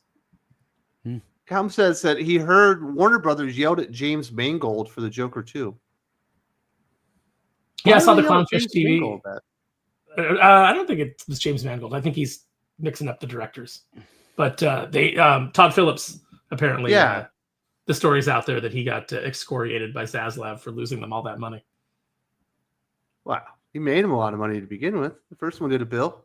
Yeah, he accidentally stumbled into it, but when you're a company that needs every dime it can get, and you're like, all right, we're gonna give you this sequel. That is a string of failures since Joker for the DCEU. I mean, it was a dumb idea to give that movie a sequel anyway. It was a dumb idea from the beginning. Yeah. Federico de la Casa just read Fantastic 429. Tell me if I'm wrong. North elevated vampires as the new minorities to save from doom. And bigots, what do they not want them? No wonder Trump won. Oh, man. Everyone is just spoiling the shit out of this for you, Aaron. Fantastic well, they didn't know that you were going to force me to read that when we get off of here and then do a video on it. You get off, huh? Yeah. Yeah, that book's ridiculous. Yeah. Have fun, Aaron. It's one of those. First off, the idea that it's the Fantastic Four in the middle of a Doom event that you're like, oh my God, I better read this. This is the one, because these tie-ins haven't really been to be nice. Weapon X-Men was good, but it wasn't much of a tie-in. Yeah, there's not much of tie-ins going on. So when you go and you read it, you're like, okay, this will be the one tie-in that means something. And suddenly Doom's like, I'm gonna get rid of vampires, and everybody's like, no, you can't get rid of those good vampires. Like, yeah. Really? You're talking about genocide, Mr. Doom. We're gonna have to find a cure for them, and then the last page, it's just like this on the nose commentary. The good guys open their doors, and should I say it? I mean, geez, I don't want to spoil it. You don't want to spoil everything for Sparrow. My whole play of it is it needed that scene at the end that's in all of the sci-fi movies and all the crazy deal where people are like, we welcome the aliens, and the aliens kill them first the minute they get out of their ship. Like the people are like, we welcome all you ant overlords, like all that, and they're the ones who always die, or the person who resurrects a demon ends up getting eaten right away, and these people are just yelling for vampires. Independence Day, she's got the sign, says welcome, and of course she gets blown up with the first laser. Exactly. That's what always should happen or would happen. But yeah. Instead, you're like, hey, vampire. Like that's the soapbox. Vampires. Listen, if you're cold, they're cold. Let them in. Let those vampires in. Of course, Jadron 2 says, I had the G.I. Joe USS flag. I was spoiled in the 80s. Lane, we hate you right now. You bastard. I did not have the flag as a kid, although I have 3 now. None of us did. So what do you do with your own fleet of aircraft carriers in your apartment, Aaron? Well, no, right now they're in storage because I just don't have the room for 3 7-foot aircraft carriers. Now, one's still in the box, so it's not quite 7 feet, but it's big. And then I've got 2 that are unboxed. One is the flag, and then the other is customized into a Cobra aircraft carrier. But the fact that you have 3 flags means you have at least 6 Sky Strikers to go with it. My God. I've got a lot of stuff. You got to throw in the next 30 Conquest in there. Have you considered turning a flag into a helicarrier for your Marvel characters? No, I got that helicarrier that they did at San Diego years ago. If I had a 4th flag, but now they're really expensive. See, when I first started making money, I was making good money and my bills were really low. So I was out there just buying all the collectibles that I had wanted. Should have moved out of California. Well, I should say the collectibles. I know, right? I should have been in Texas, but this is where the toy market was great out here. There was there was all kinds of vintage stores. You could go and find stuff. So I rebought all the vintage toys that I ruined as a kid, by actually playing with them. And so I've got the whale, I've got the flag, I've got Cobra Morays, I've got multiple Sky Strikers, especially when they did the reissues for the 25th anniversary line, and you can put the different stickers on them so that you have different pilots. Like this is Flint's Sky Striker, this is Snake Eyes' Sky Striker. I got into that. Gervain, what was the best G.I. Joe toy you had as a kid? Sounds like you didn't have the flag. Sure as hell didn't. Probably for me the best one, it was the G.I. Joe headquarters. Yeah, that one of my godparents. Yeah, the playset. My godparents kicked in for that. And when I got it, I was really, really, really, really stoked. But that was probably the biggest playset I've ever owned. It's like, the USS flag, that was pretty much any kid that age's wet dream. That just it's like I still can't believe as an adult that something like that was actually created and sold in stores. It's just mind-boggling. But I tip my hat to all those who owned one when it came out. It's even all those who were smart enough to realize in the 90s, go snatch up all that stuff that no one was paying attention to. The 90s, early 2000s. But it's like, yeah, I have seen one in the wild in person. And, the amount of drool I had to wipe off my chin was not flat. Yeah. Man. Oh, see, Mark Howard, when he was a kid, he had the Shuttle Defiant. That was my holy grail for the longest That's time. another one. And about 2 years ago, I finally made that happen. So I've got a complete Shuttle Defiant.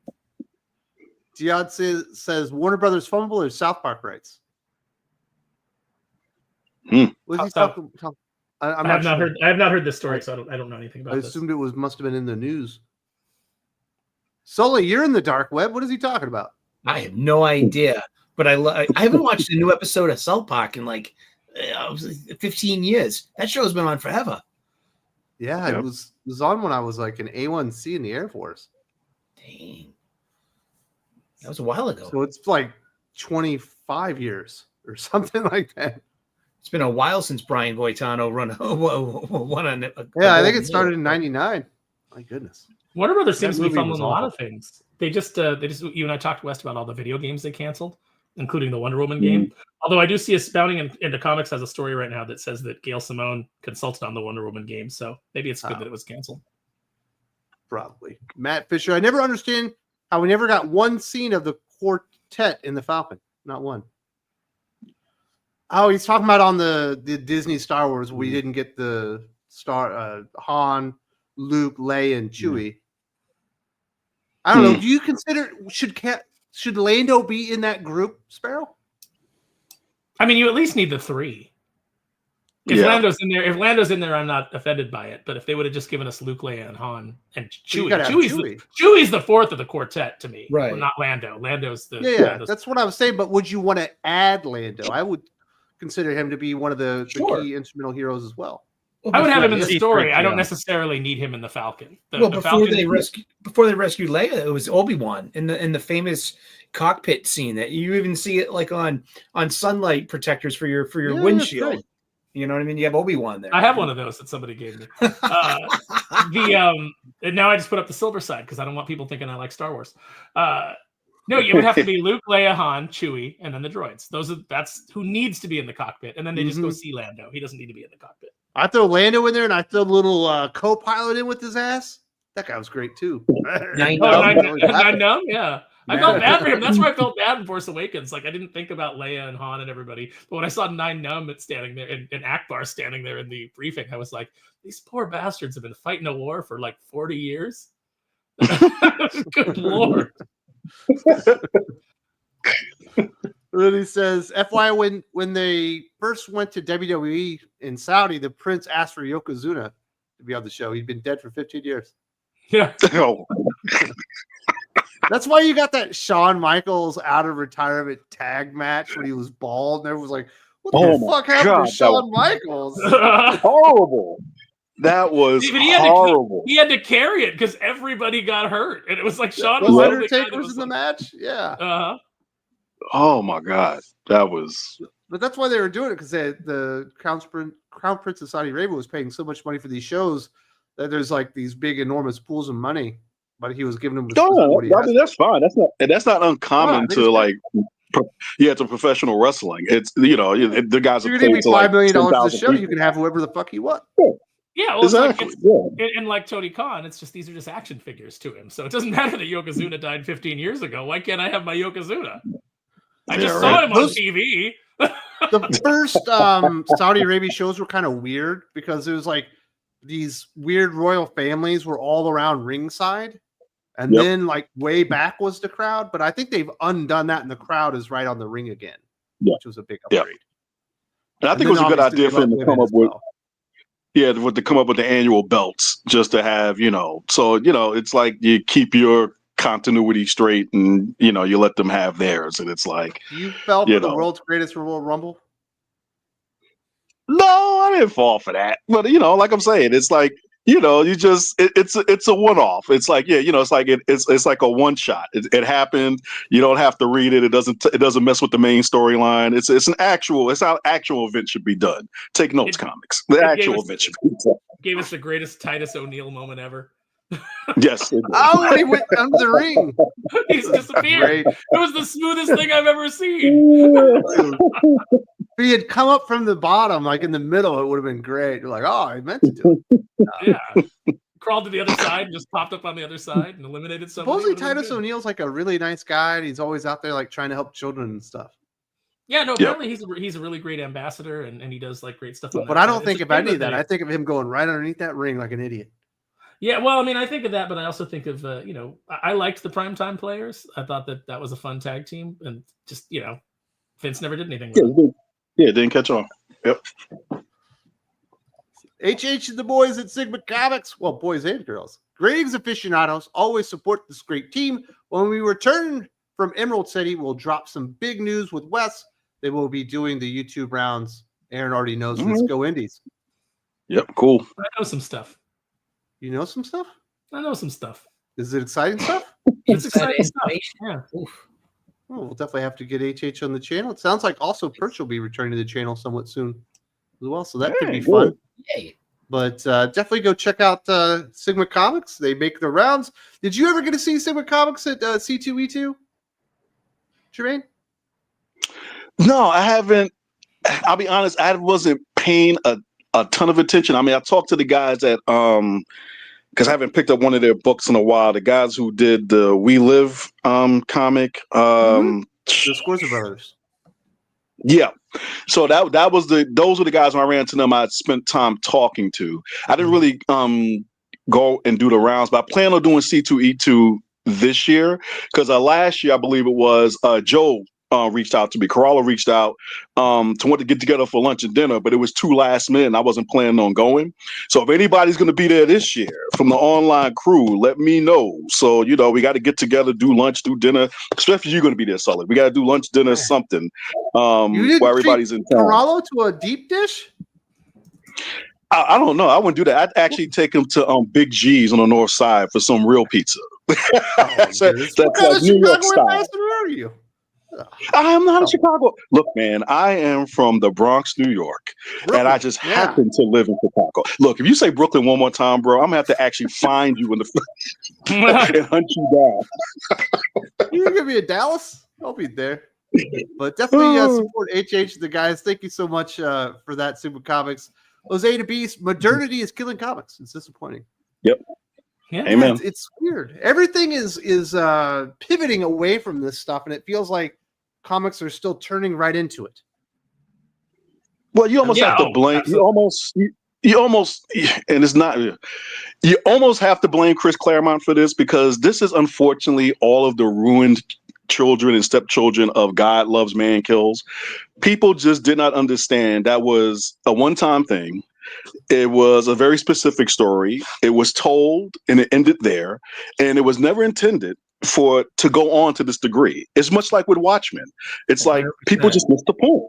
Yeah, they just missed the point. It's like, Alan Moore doesn't actually hate comics. He just wanted to tell a comic that was different than what everybody else was doing.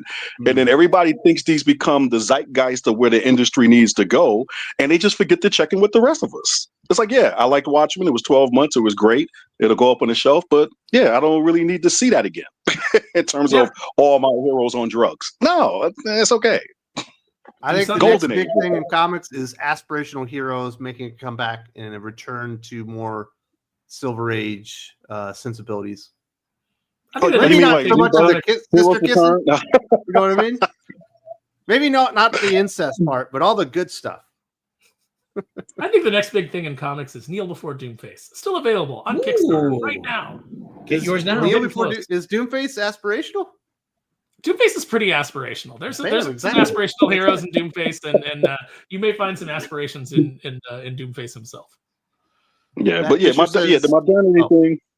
Oh my God, that was it with the modernity thing. It's just like when what was that one? Identity Crisis came out, and I just remember at the time when Identity Crisis came out, it was like my greatest fear at that time was these guys are going to put out a tie-in title with the Teen Titans, and it's going to go back and it's going to show when Speedy slipped Wonder Girl the date rape drug. And I was like, if they do that, I'm done.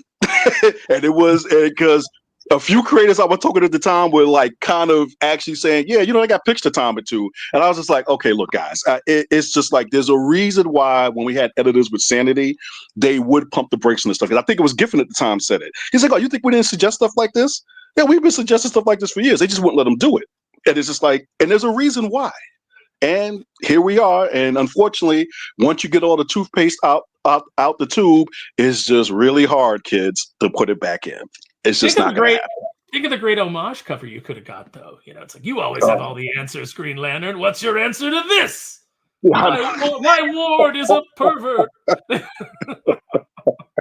Matt Fisher says, listen to Weird Science and Thinking Critical. That's right. Jim, I mean, both of Jim's shows. Yeah, I had both of those.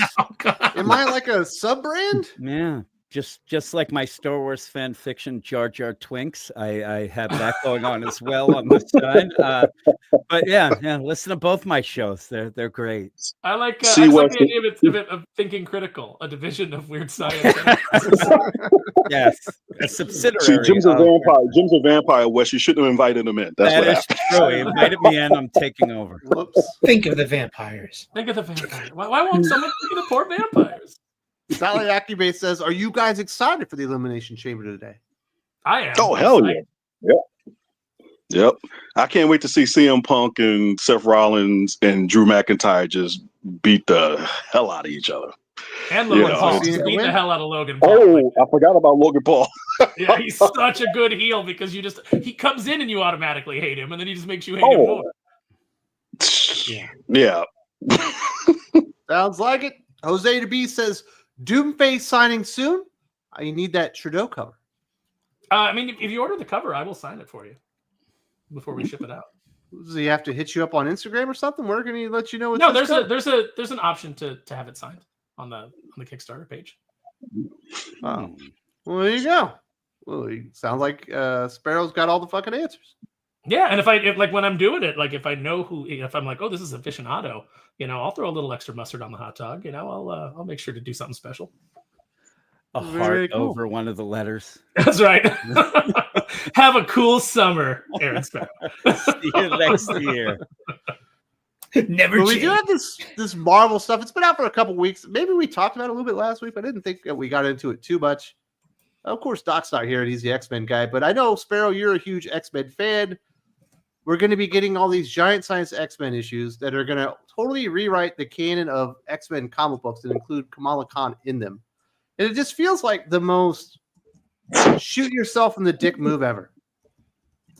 I'm sorry, I was responding to something in the chat. So you're talking about them rewriting Kamala and I had everything. this great soliloquy. I was like throwing a softball so you could hit it out the front. Oh, you were talking about Lexo Burris. Yeah, you missed a high note. Look, this is just, they're going to keep trying to get Kamala Khan over. And it's like, fetch is not going to happen. Stop it. I don't know why they keep doing this. All you have to do, you want to get Kamala over? Just put a good writer and a good artist on the book and let him what you need. Let him go for a while without interfering, without trying to force it. You have to look, nobody liked Speedball when that book came out. And that book failed. And then they waited a couple of years. They threw Speedball on a team with a good writer and a good artist. And then people started to like him. And then eventually he blew up Connecticut and became Bleedball. It's like that's how you get a character over. You just have to have solid creative. There's nothing inherently wrong with Kamala Khan as a character except for how she was created, which was she was created to be a very cynical checkbox marketing ploy. But a good writer could come onto that character. A good writer could get onto a Carol Danvers book. And as long as editorial doesn't get in the way with their stupid agenda of what this character has to be and how this character has to be representative, a good writer could take them places that were that's the biggest problem. They have to let her be a character. They have to, you have to, and you may have to have a point where she may not be in the greatest of lights, but that's going to set up her character to then get bigger and better. Not the idea of Cap saying, I think that Kamala Khan's the greatest thing ever without ever really interacting. And that's the worst. You end up, I'm such a big fan. I am the biggest fan of this. And that's weird. Do that, it makes it, it is. And it makes it feel like what it is. It's getting forced down your throat. And nobody wants that. It's almost like when you're a kid and your parents tell you what you have to like, and you're like, yeah, I'm not going to like that. You kind of like what you want, and they're not letting her percolate. And they've had some really bad creative teams on her. I like the character. You know, maybe some people yell at me, but I do like the character. She's just been written horribly and enforced into things that don't even make sense. I mean, she ends up showing up to die in Amazing Spider-Man, has no connection to Peter, actually is working at Oscorp in a lab, which makes no sense. They didn't even care if it made sense. And then just there she goes. She dies because it's a big book. It was ridiculous. It was ridiculous from the start. And they need to take some care for the character, not care about just her being pushed. I mean, you go by wrestling. It's the same thing. I mean, you try to, you just play it like that. You got to set the character up. Right. Yeah. And haven't we learned that when you insert a current day character into the past, you get the Age of Apocalypse, like every time. Like a little, seriously. That's wait a minute. I like the Age of Apocalypse, but I like the Age of Apocalypse, because it ended. See, that's the thing. It ended. It was 4 issues, 4 series, a couple of things here. It didn't bleed into the rest of the titles, and it ended. But yeah, that's exactly. It's the wrestling thing. It's like you can push Roman for 5 to 10 years if you want to, or you can just let him be who he is. He gets over in a different way, and instead of getting go away heat, he gets good heat, and then when he comes back, it's like, okay, yeah, now we're down because we're really, and I think, I'm not saying that Kamala has to go like full heel, but the only thing I would push back on is, it's like, why would I care about this character in the first place, even if she was written well?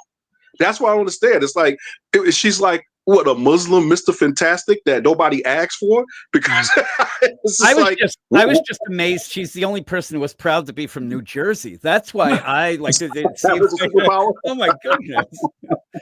Well, it comes down to talent. You can have the worst idea, and if you've got talent behind it, they can make it work. They can get it over. Like the New Day on paper, when Vince put them together, was a terrible idea.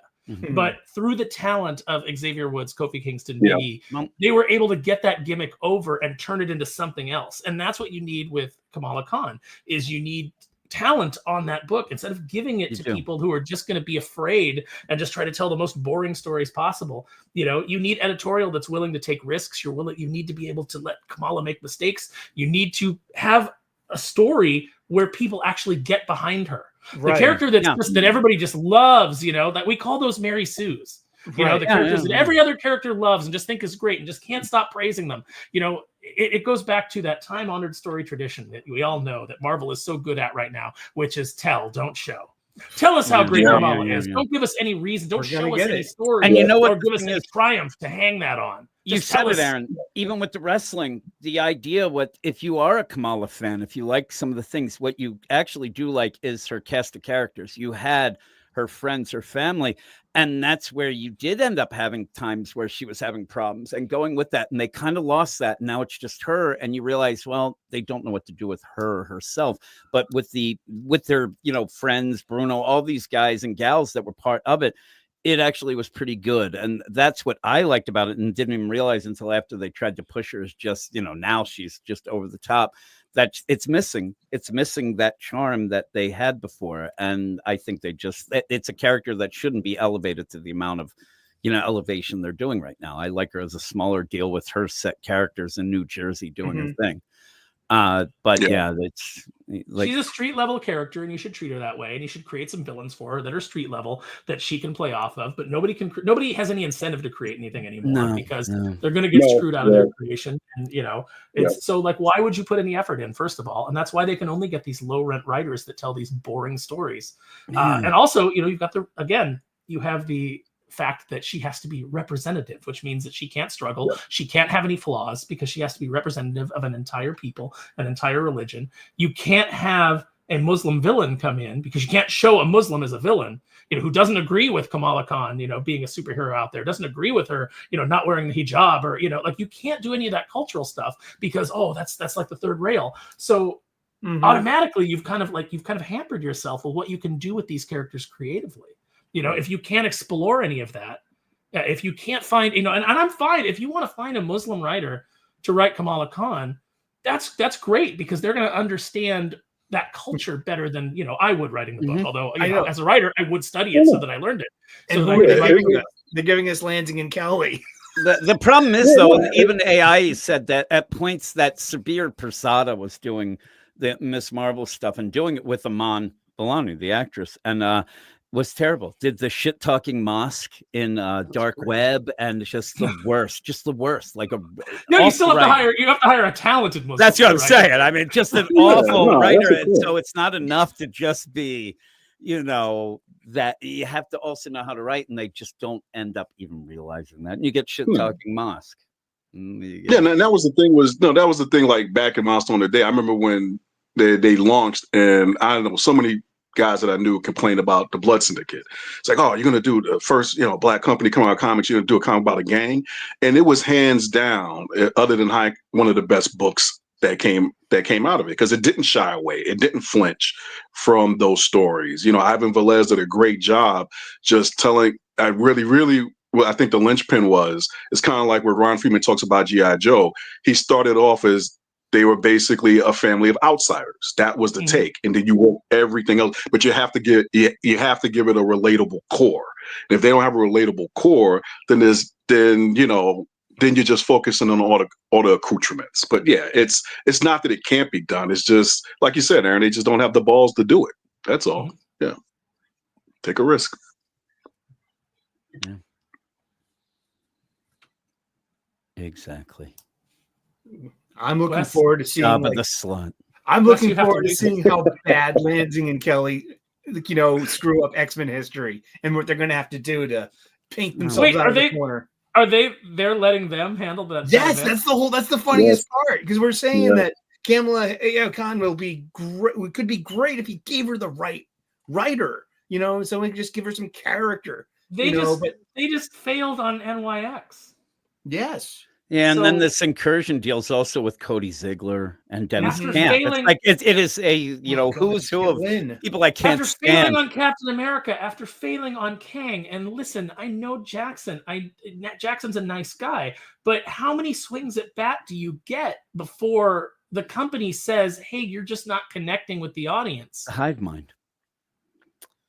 Also, I do never blame give yourself Sparrow. your own nickname. Yeah. Sparrow gave him his first break in comic books. I did not, but I did work with him early on. But I worked with him with. They seem like nice guys. He had a different They seem like co-writer. nice guys. They totally do. But I mean, seem like gosh, very we nice just guys. want some good Marvel stories. They are nice guys. They are nice guys, but you need. It comes down to, and I don't even always blame the writers. You need editorial that hammers them into shape. Editorial's the problem. They don't have anybody to guide anybody. They are not writers themselves for the most part, especially. If I was editorial, I'd be like, you guys are a shit sandwich. I'm about to shake you up, boys. And then I'd be like, hey, do me a favor, Jackson. Give me this pitch again, but go back and rewrite it with your old writing partner, David Server. Let me see if it resonates with me anymore. I would just start making up shit. Like I heard that Kelly's been talking shit on you, Lansing. He said that you really suck, and work up some tension there. Leo Kazan school of motivation. If you can get them fighting, get them fighting. You get them fighting, and then that'll get that creative tension going. It'll get the juices going. Hey, Lansing, that Kelly negotiated to get $1 more than you. I'm like, no, he said you were a douchebag. That's what I say. He said you should write some heroics if you try. Editor-in-chief of Marvel. Said that he was carrying you. Yeah. You see those 2 footprints? That's his. He was carrying you the whole way. That's all I do. Oh my God. And then hang him out a window like Suge Knight and shake him a bit and yell and stuff. The Suge Knight approach. Yes, the Suge Knight approach always works. He opens up like Fog Hat, opens the duster, he's got a gun. You write a good page or you're getting this. Yeah, see? That'd be good. That's More good millennial stuff. woke dialogue, and I'm gonna fucking kill you. You guys are not young. Stop it. I almost got. Maybe we'll go visit your wives. Oh man! And then I tell Dennis Tonight Camp, was my fog hat. hey, Dennis Camp, wash your hair. That's all I can say. Get a haircut, you hippie. So Kamala Khan's going back in time to the original Krakoa Island incident, right? She's going back to the original giant size. She's going back to Age of Apocalypse. She's going back to House of M. She's going back to all new, different Dark Phoenix Saga, and then modern X-Men after she's been incorporated into all the past events of historical value, I guess. In sounds familiar. Yeah. Wasn't this like Voyager? Some character Voyager did the same thing or something like that? What the? Oh. Yeah. I mean, who cares? X-Men is dead. Well, I care because I would like to read some X-Men comic books and not like want to off myself. Like you're not going to, Wes. You've got to go back. You have to go back into the past. You're not going to get anything good from Marvel. Nothing from Marvel that's coming Cable out is fine. Is going to be good. Cable but perfectly good. Okay, well, when they give the X-Men to David Depos, then we'll all celebrate, and give it another shot, maybe. But do you think that's like the thing? Brevoort's got like this fucking meeting, on Zoom. He's like, listen, Cable's connecting with the audience just a little bit too much. We're just going to have to take you off of that, David. We're going to give that to Colin Kelly and Jackson Lansing, and let's bring Cable down to everybody else's level. That's right. You're making the rest of the line look bad, and since I'm just basically waiting for death, I can't be bothered to try to elevate anything. I got to drag you down. This is comic book socialism. Yeah. You're just succeeding too much, and we got to just drag you back down. But who likes my hat? The sad Bucky's logo that is Tom Brevoort. I told you, keep it at 25,000 copies. What are you doing? Dennis Kemp, keep smoking that pot. Keep going. Oh man, but yeah, that's what they're gonna do. I just don't understand how anyone, who gets excited for this besides morons? And no one's excited for it. That's the problem. Like One World Doom. Not even Sully's excited for this. Because there's no Red Band versions. He's more like Red Band isn't in it. There it is. Peach Momoko cover could get me to buy this. No, that'll be. Jim's so turned off by the X-Men, he can't even read fucking Ultimate X-Men anymore. Nah. Remember when they kept pairing Kamala Khan with Lockjaw because they were hoping that would get her over, that people would be like, yay, doggy. She'll be teamed up with Jeff the Landshark pretty soon. Yeah. Oh, God. So, I mean, why even, on the Miles front, why have Miles go to the new version of the Ultimate Universe? Well, there's already Into the Spider-Verse, the sequel is supposed to come out about right now. No, I don't know. What are you just trying to remind people that he doesn't belong? Yeah, that's not his world. I mean, his world is long. Actually, the maker even came to him immediately and said, "I want to make it with you. Let's go." Yeah. And he's like, "Fuck that! I like it here, brother." And then the maker wanted to make it with him. Yeah, really. He's like, I'm out of here. I bet there's a Miles already in the new universe. There should be, right? There should be. Yeah. Although we saw a lot of them accidentally killed themselves by powers. Yeah, he might have killed himself. Remember that? Mm. Yeah. Carol Danvers accidentally blew herself up like a nuclear bomb because she didn't know what she was doing. That saves a lot. That's the kind of hard-hitting creativity we're getting from Dennis Camp. Are you excited for fucking Martian Manhunter, Sully? Tell me you're not. No, not one bit, man. Come on. I'm not even excited. I'm not even excited for Absolute Flash. I'm taking Absolute Superman off of my poll list. I mean, this is an absolute failure with me. But Shay, walk over. I've read Absolute Martian Manhunter. It's bad. It's pretty bad. But people will say it's good, and they'll say that you don't understand things when you don't like it. It's that typical bullshit. Yes, the Emperor's illiterate. Yeah, exactly. Because it looks crazy. I mean, they basically let's make this book look so fucking ridiculously crazy that people confuse it and say that it's avant-garde and great and Cy Spurrier Flash, Cy Spurrier bullshit like that. Yeah, anything that they try to be Grant Morrison, and now people just be, hey, look, it's too fancy for you. It's not good. Yeah, I regret to this day buying Cy Spurrier's Flash. That was another one. was a nail in the coffin for me. I was like, I'm not doing this. I'm not doing this. Yeah. But that Martian Manhunter, when I saw the preview pages, it's like they're trying to like do like either Jack Cole or Kyle Baker's modern day Plastic Man. It's like, bro, it's not gonna work. Yep. Yeah, and you always know it's trouble because you'll start seeing tweets and things like that from people who you don't care about saying, I just read that Martian Manhunter that blew my mind. And all that. Don't put Snyder money falling on my pocket. You guys gotta get this. Yeah. Everybody's gonna get it. Oh yeah, I hate that. And I'm like, no, I don't think so. James Tyden's like fucking as Wonder Woman says, no thank you. As a catchphrase. Worst catchphrase ever. Wasn't that the catchphrase of the little J.J. Abrams droid in that final awful Star Wars film? It's not my catchphrase at the buffet. That's for sure. Never. BB-8 said no thank you? No, the one that looked like a lamp. Man. You see, you've already forgotten because you blocked out that movie from your memory. That movie's very hard to keep track of because it's 3 movies in one. Yeah, and that's J.J. Abrams' filmmaking style is, hey, I just did something really stupid. Don't think about it. We're already on to the next scene. You're 3 scenes down before you're like, wait, that doesn't make sense. He just keeps hitting you. Rapid fire.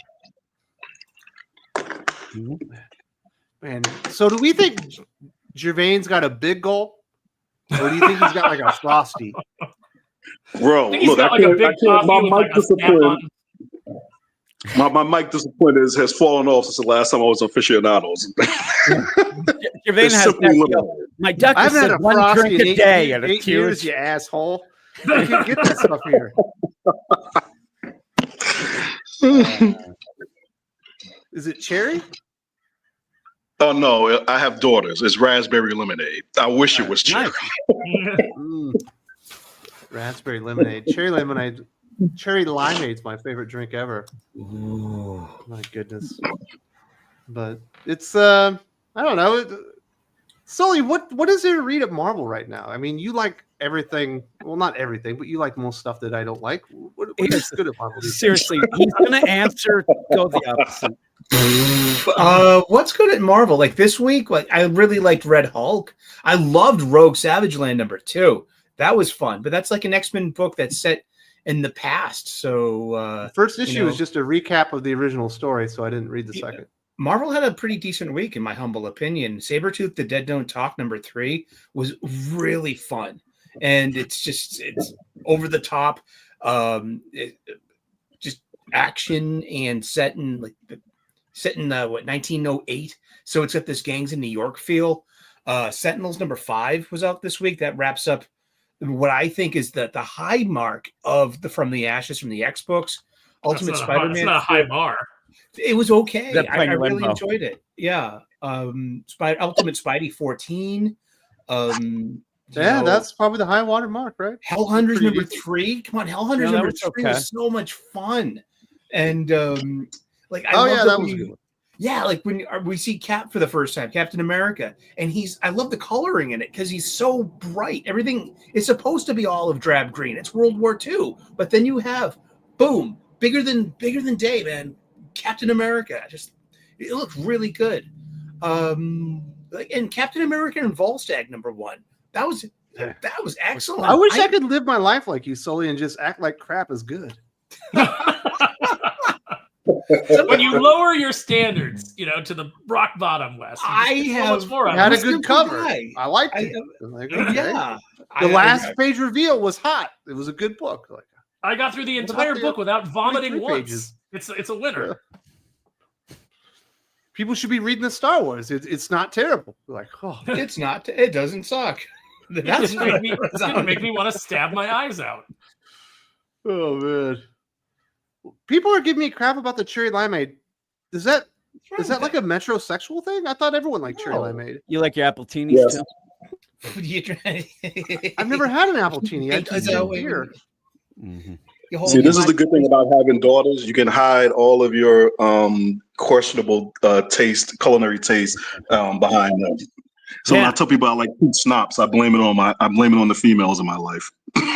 Us men, we just drink like straight liquid smoke. Is what I drink all day, or eat dog treats. That was the other story. You wouldn't go to Sonic and get a cherry limeade Route 44 Big B size, with the crushed ice and the, Oh, the so do styrofoam. you go It's like great. at When I see happy a hour to Sonic- get half off? Yeah, when I see a Sonic, I purposely drive the wrong side of the street. So The Sonic in our town got closed down because the guy was using sus meat. Ooh. Yeah, they ended up getting shut down. I drink grain alcohol and rainwater only. Man, I don't care. I love a cherry limeade. It's good. Yeah, we got I'm something excited. around here called the raspberry lime Ricky. So it's soda water and raspberry syrup and a squeeze of fresh lime, and it's delicious. My mouth's watering right now. When I used to drink sugary Sounds drinks, way there was gayer than a cherry limeade. I have trouble keeping my pinky in. I was going to say, do you keep your pinky up there, both of you? Both of you guys. you hold it up strong and Get firm. some balls. Grow up. Everybody thinks Jim's just playing around, but literally right next to him is a slow cooker full of chili. Yeah, that's curry. Like a man. I'm a man. I am. Oh, this is my lamb vindaloo, and it's very spicy. I did send Wes a picture of it as it's cooking right now. But yeah. He's grow been some dipping in there the whole balls. fucking show. Imagine That's why Wes he's is there got- on the high chair. He's there kicking his feet, drinking his cherry whatever age. What a Route 44 cherry limeade, a chili. Don't. It's chili a cheese Route 44. dog, That doesn't make and it a manly. tots.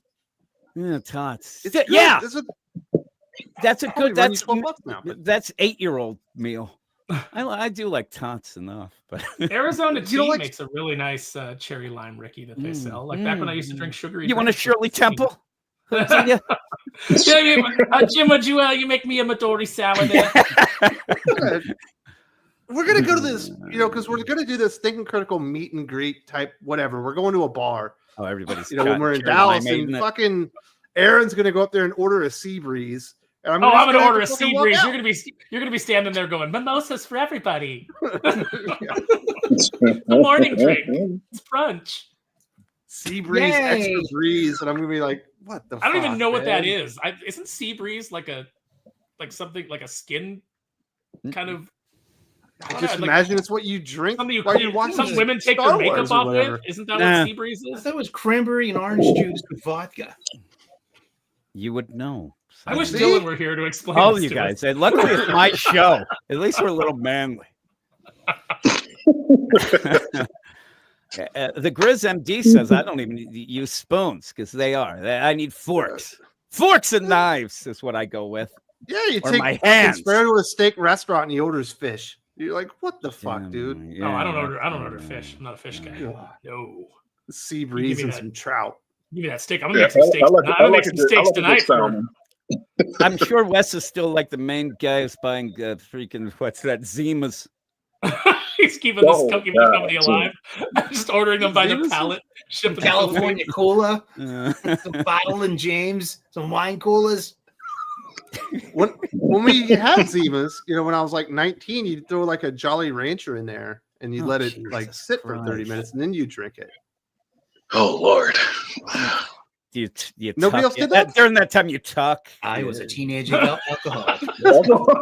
I think my balls just retreated. Yeah, exactly. You throw a Jolly Rancher in your Zima, and then you decide which Ben and Jerry's flavor was the gayest.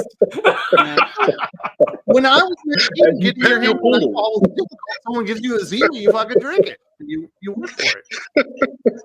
You make it. Well, I mean, let's make it be happen. honest. When you were a teenager, anybody gave you an alcoholic Jolly beverage, you drank Rancher. it, like no matter what it was. You were just like, That's yeah. what I'm saying. Yeah. It's like I didn't drink Zima when I turned 21. Self-respecting men would do that, other than maybe Sully. Sully. Remember they had a guy. That was Their out of spokesperson was this dude in a hat that was kind of like a young Tom Brevoort. Yeah. I could see that Exactly. speaking to Sully. No, I did the opposite of Zima. I'm in Boston. We have Irish bars around here, and Guinness is an acquired taste. And that's for true. I mean, you want to start I went to drinking Guinness? Dublin to the Guinness factory and Guinness. drank it fresh from there, and it still sucked. It's an You acquired- should have put a it's an Jolly acquired- Rancher in it. It would have made it better. Yeah, you should put a cinnamon Jolly Rancher. Probably would've- Flavor I'll tell you what, bomb. I respect Guinness drinkers way more than I respect anybody who orders an IPA. Yeah. Ooh, this IPA's got that terrible aftertaste. That's pretty Yeah, all that hoppy. Ugh. Mhm. man. I haven't Like, had a not like beer that, in like a year and a half. I think. Ooh, You're gonna have the worst Totally. hangover on Sunday morning after our meetup. I don't like Guinness. Why are people? Guinness isn't good. No. Guinness is awesome. Guinness is good for you. Guinness, what are you, Grizzly MD? A Guinness, what are you, on your period or something? Oh my God, is Grizzly MD? Is that secretly James Soldani? That's cranberry juice. I do like what's that? I can't even remember. Boddington's I do like. We could go into beer talk in there, but Newcastle Brown Ale's pretty good. Take that, you. I could definitely see Jim grabbing like the raspberry flavored light beer or something. You could. Yeah. I made beer. I made some beer at one point, and it really sucked. That's just my little. I tried to do homebrew. It didn't work. It sucked. I don't know. So now you're on to home korma, huh? Yeah. I'm on that kick now. I don't know what the context is, but Dwayne Muth just said in the chat, Steve Gerber Howard the Duck with a heart and a bullseye, and I just agree with that There statement. must be another conversation happening. That's just a solid thing to say. Craft beers are for lesbians. Oh my God, guys, let's put on our Birkenstocks and go to an Indiglo Girls concert. You remember the Indigo Girls? Yeah, he loves it. Closer, What was that stupid Who's meeting me at the Lilith Fair? Lilith Fair, yes. Oh man, I could totally see Sully at Lilith Fair. It's like trying to get some tail. Get some tail. Yeah, totally. Go where the chicks are. One of my buddies. That's a target-rich environment. Yeah, a guy asked me if I wanted to go to the Lilith Fair concert. I pulled my pants down and showed him I had a penis. So Just get for PJ Harvey and Liz Fair. I did actually. Somebody asked. I did try to make moonshine when I was in West Virginia with this one guy. Didn't work. Did you go blind? That'd be great. Could have. It was one of those tests. Hey, drink this, but it was pretty bad. Do we have anything else to say about Marvel rewriting X-Men history? It's like it's dumb. Once we said it was dumb, there was really nowhere else to go. This is the fair of comics. It's not X-Men's history you need to rewrite. It's X-Men's present that needs to be rewritten with continuity. This is the evidence of the commies. And the commies, all they want to do is destroy history and replace it with their own version. So this is that communism thing that's inherent everywhere in publishing for the past 20 years. I don't even think it's communism sometimes. I think it's that they're too stupid to actually even know what happened before, so they make their own version so they can go from there. I think that is.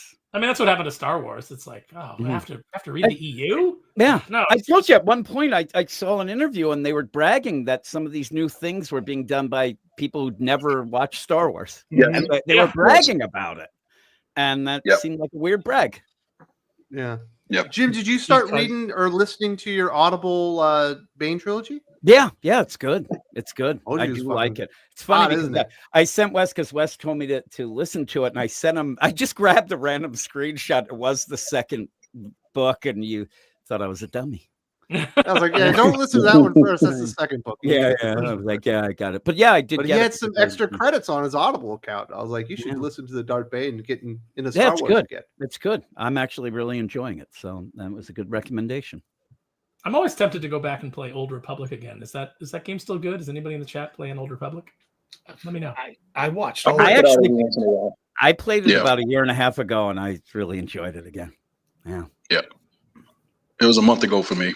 Well, yeah, I love that game. Yeah. You guys are gamers too? Of course. I was, yeah. I had no idea. I mean, I don't get to do it as much don't get to do it as much as I'd like, but yeah. Yep. I've never played Comics, that's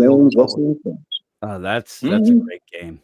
Second one's not as good, but no. The second one had the potential, but they rushed it out and they didn't. Yeah, they rushed it. Yep, that was the problem. Yeah. Knights of the Old Republic, is that on PlayStation 3? I played it on Xbox. I think it's on Switch. It's definitely I think you could get it any kind of place now. Yeah, I think you can get it on Steam. You can play it on Steam is where you could get it. Listen, guys, I've got a PlayStation 3. That's what I got. You got a computer, I right? got My one too. computer is for editing and business. I don't mix business and pleasure. All right. Oh well. There you go. Fancy. Yeah, no, I just listen. It's Apple Teeny time. I don't have. 4K, screw you. No. Whatever. Let's hear it for the people. Sally Akabe. Kamala feeling like big dog Roman Reigns in 2017. It's true. Man, yeah. Apt comparison. You know what's weird is a couple of years earlier, they had the Royal Rumble where they had put Dave Bautista in it when he was Blue Tista or whatever. And everyone was literally cheering for Roman Reigns to win. But then they tossed him out and everyone booed Bautista. Yep. That was the year that everybody was pissed that it was they booed Ray because he was number 30 when they wanted Daniel Bryan. And it wasn't Daniel Bryan.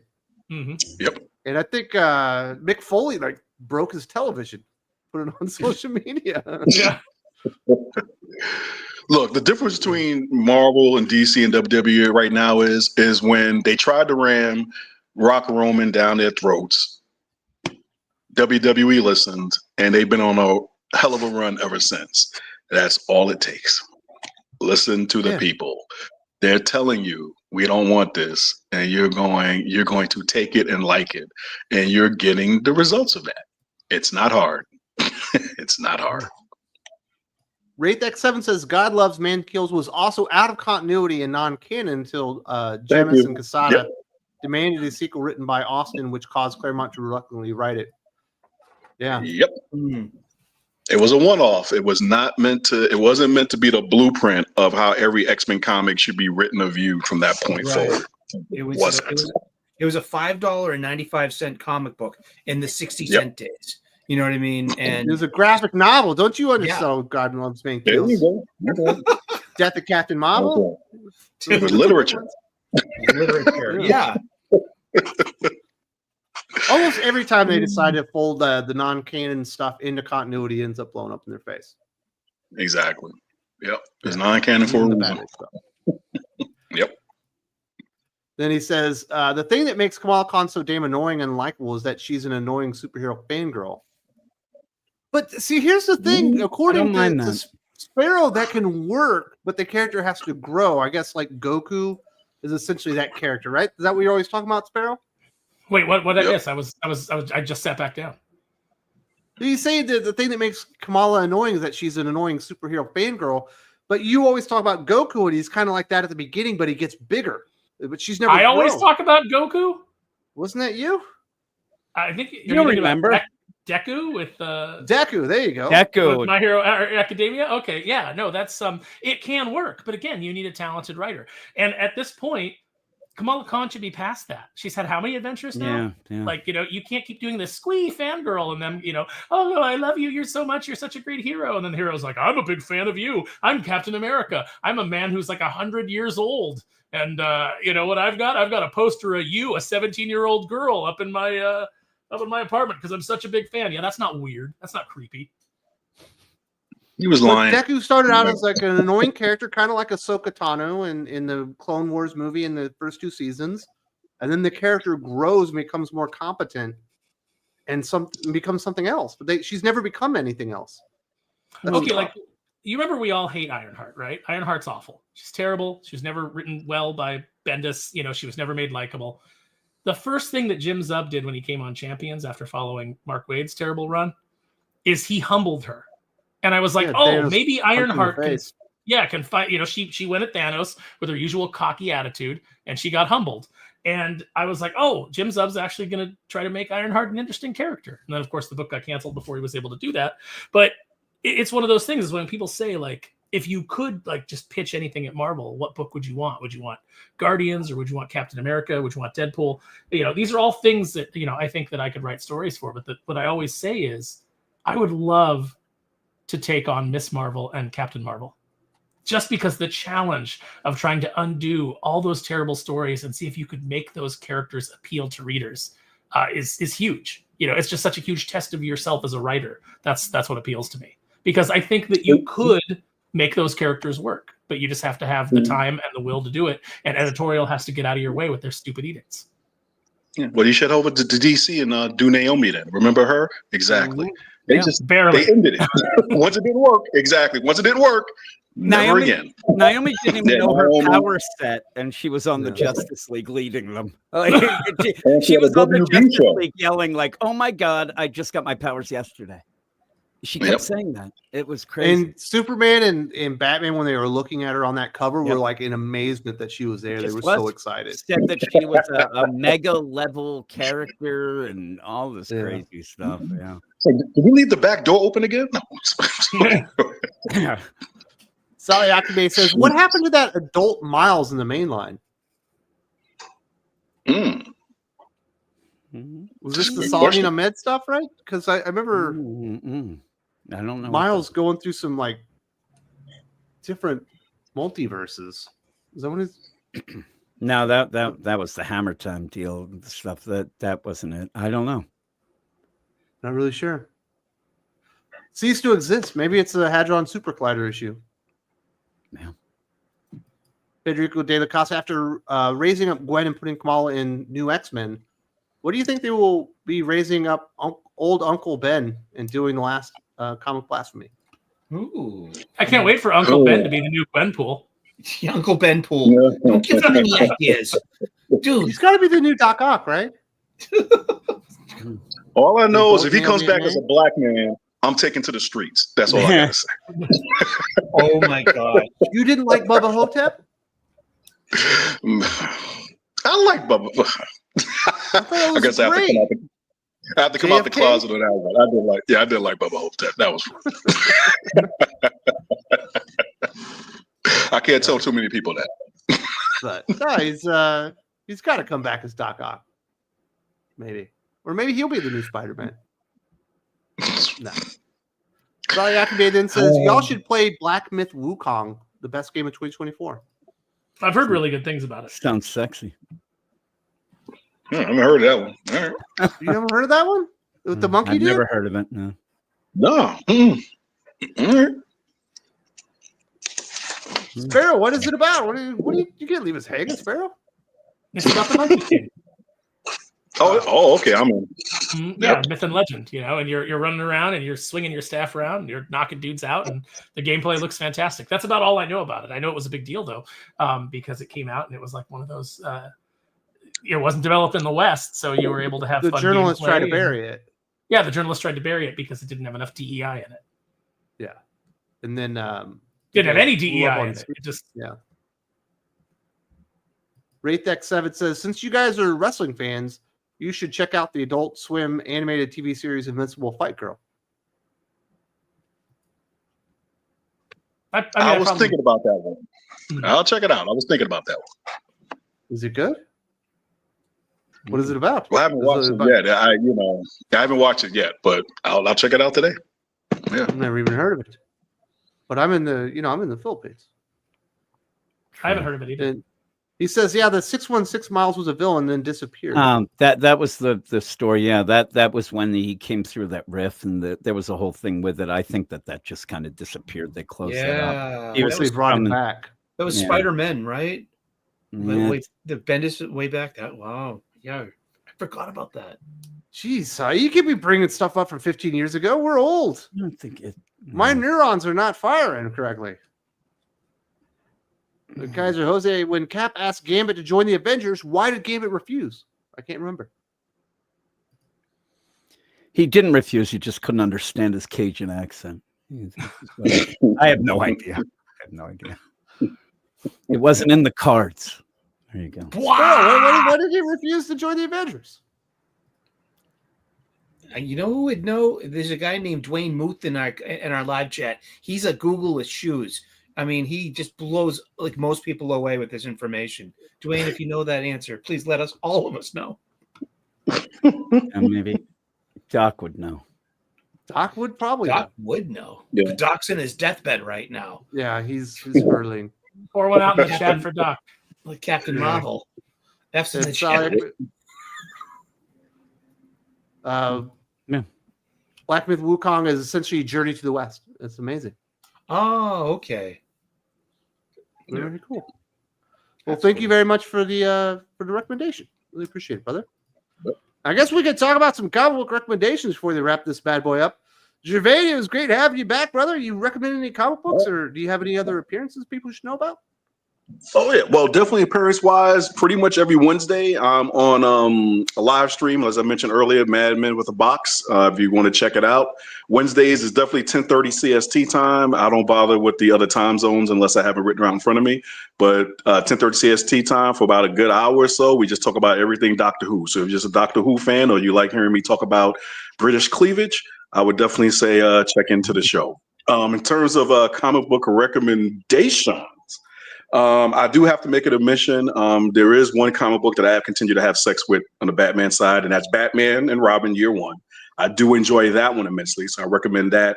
I think the last one that came out was number 5. The Fight Girls trade paperback came out this week, so if you didn't catch it the first time, I would definitely recommend catching it this time. It's got a little bit of an extended ending. I know one of these came out, I think it was last week, but both G.I. Joe's, G.I. Joe Real American Hero 314 and G.I. Joe number 4. Skybound is really killing it with the Energon universe. Justice League Unlimited number 4. Teenage Mutant Ninja Turtles number 7. I think it's starting to get its feet back again a little bit, but we'll see how it goes. Just in time for them to not be able to afford Jason Aaron anymore. I know. That art is good. That carries the book, dude. Man. Yeah. Juan Ferreira is doing a nice job on it, and then Gotcha Man number 7. Yeah, the nostalgia stuff that a lot of publishers are pushing out right now is good. And if you get a chance to grab it, I haven't been able to get my Daredevil yet, but despite the cover price, I'm enjoying the facsimile edition. So DD Daredevil number 1 and Fantastic Four number 2. It's nice to read floppies. I'm just waiting for them to start doing reprint series again. They might as well at this point. Let's just go ahead and go all in. But those are my recommendations. All right. So Jermaine, talking about British cleavage, is Peggy Carter number 1 right now? Ooh. I have not had the pleasure of seeing her cleavage. So the reason why the British cleavage came out, I've seen a picture of it, but it's always been mostly lately it's been in the Captain Carter outfit. Mm-hmm. So you really can't see the shape of her there. And I really wasn't paying attention to her during the Peggy Carter thing. But now I have to get on Disney Plus and see what I'm missing. Yeah. And the fine tradition of like Ingrid Pitt, Caroline Munro, Samantha Fox. Yeah, I was going to say Samantha Fox has to be number 1, what are you right? talking about? The OG. All right, Jermaine, I'm sending you a picture. All right, cool. We'll get your live reaction. This is why we're friends. Exactly. I have a picture with Haley Atwell. She's in a lovely I don't post it red anywhere dress, because I look stupid. and she's picking something up. Did you don't get me started on Samantha Fox. Put that in the general chat? All right, did you get it? Oh, hold on, I'm looking. Oh, did you send it to messages or text? Your Twitter. Oh, okay. Hold on. Check your Twitter. Do you send you want to share with the rest of us, Wes, or you want to share with the whole class, or are you just passing notes to? What do you want me to just DM everybody? It's big boobs. I don't know. A picture of. Oh no, he left. He kicked himself off. I would too. No, he ran to the bathroom, of course. Yeah. He's alone in the house. He was like, whoa, hey, British cleavage. Hey, wait a second. He might come back. We'll see what he thinks about that. But Jim, it sounds like you're going to come out a little bit more. Are you recommending any books this week? I am going to recommend TMNT, Captain American Volstagg that me and Sully talked about, Ultimate Spider-Man, and Absolute Wonder Woman. Much to people's chagrin, probably, but yes, those are my picks. So yeah, good to go. On the Hot or Not show, you got mad at me when I said you said it was hot. You're like, I didn't say it was hot. I just said I liked it. Yeah. Well, now you gotten over it. Well, I'm just saying the idea. I mean, it doesn't mean everything has to be hot. If shit else also sucks, I liked it. Yeah, I liked it more than you. All right. And with the shit that you're drinking, I think that I stand tall on that. Javade, what'd you think? That was nice. World class. World class. There you go.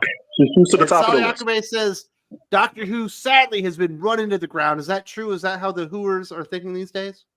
Yeah, it's like, oh man, it is like everybody had high hopes for Russell T Davies coming back. It's just you can't tell if it's like, Eric, you probably chime in this. You can't tell if just people are just this bad at telling stories, or if they're getting like all of these editorial mandates or lack thereof that's contributing to this. But it's like, it shouldn't be hard to do this. Just go back, look at what works, look at what doesn't work, find your own voice in it, and just go for it. It doesn't have to be perfect, but it just, everything just feels like there's somebody, everything feels like now, like it's being written by notes. Like you put something in and here's notes. You know, you gotta put something in for the Asian market. You gotta put something in for this market. You gotta do this for that. You gotta hit this demographic, as opposed to somebody just telling a story and finding an audience. So it's not like a whole lot of high marks with a lot of this stuff, you know. And Chuti, you know, he's super. He's extra, and I think that's part of the problem. But there was a couple of bright lights during the last season. But yeah, no one's holding up high hopes for Doctor Who at this point. The glory days of the revival are clearly over at this point. Yeah. Very nice. So, Sully, you recommend any books? Yes, I went to my local comic book shop this past Wednesday on New Comic Book Day. I got 8 books. 6 were on my pull list, so it was a big list, a big week for my pull list. But I also got 2 more books that were on the shelves. I ended up getting Badger by Mike Barron, friend of the channel. He's issue 2 of 2. The art in this is pretty tight. It's a fun story. It slaps. It's pretty fun. This is just a decent, solid comic book written by a decent comic book writer who knows how to tell a story. I also, read this in the review copy, and it was so good, I went and spent money on it, and it was Captain America and Falstag, issue number 1. This is a really good evergreen story. The art in this it holds up. It's really good. And I was really entertained by this. I love it when a comic book can surprise me, and the proof of the pudding is on the plate. This got my $4.99, and everything else is on my pull list. I got Green Lantern 20. It's pretty good. Superman 23, great last page. No spoilers, but yeah, things are starting to open up into bigger things here at the end of Superman. We got Nightclub number 2. Issue number 6 wraps up this part of the Millerverse with his vampire teenage superheroes. We got Ultimate Spider-Man number 14, which is interesting. Great twist if it's actually going on, because I see Mysterio hanging out in the background. So I'm questioning what is reality right now. Hellhunters number 3 by Philip Kennedy Johnson. This was awesome, real fun.